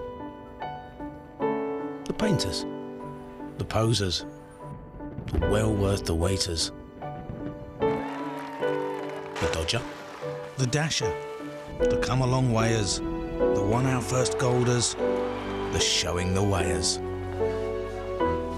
the perchers, the placers, the taking time outer, the wiggler, the waver. So what's this all about? We're all making the games. Are you looking for better value?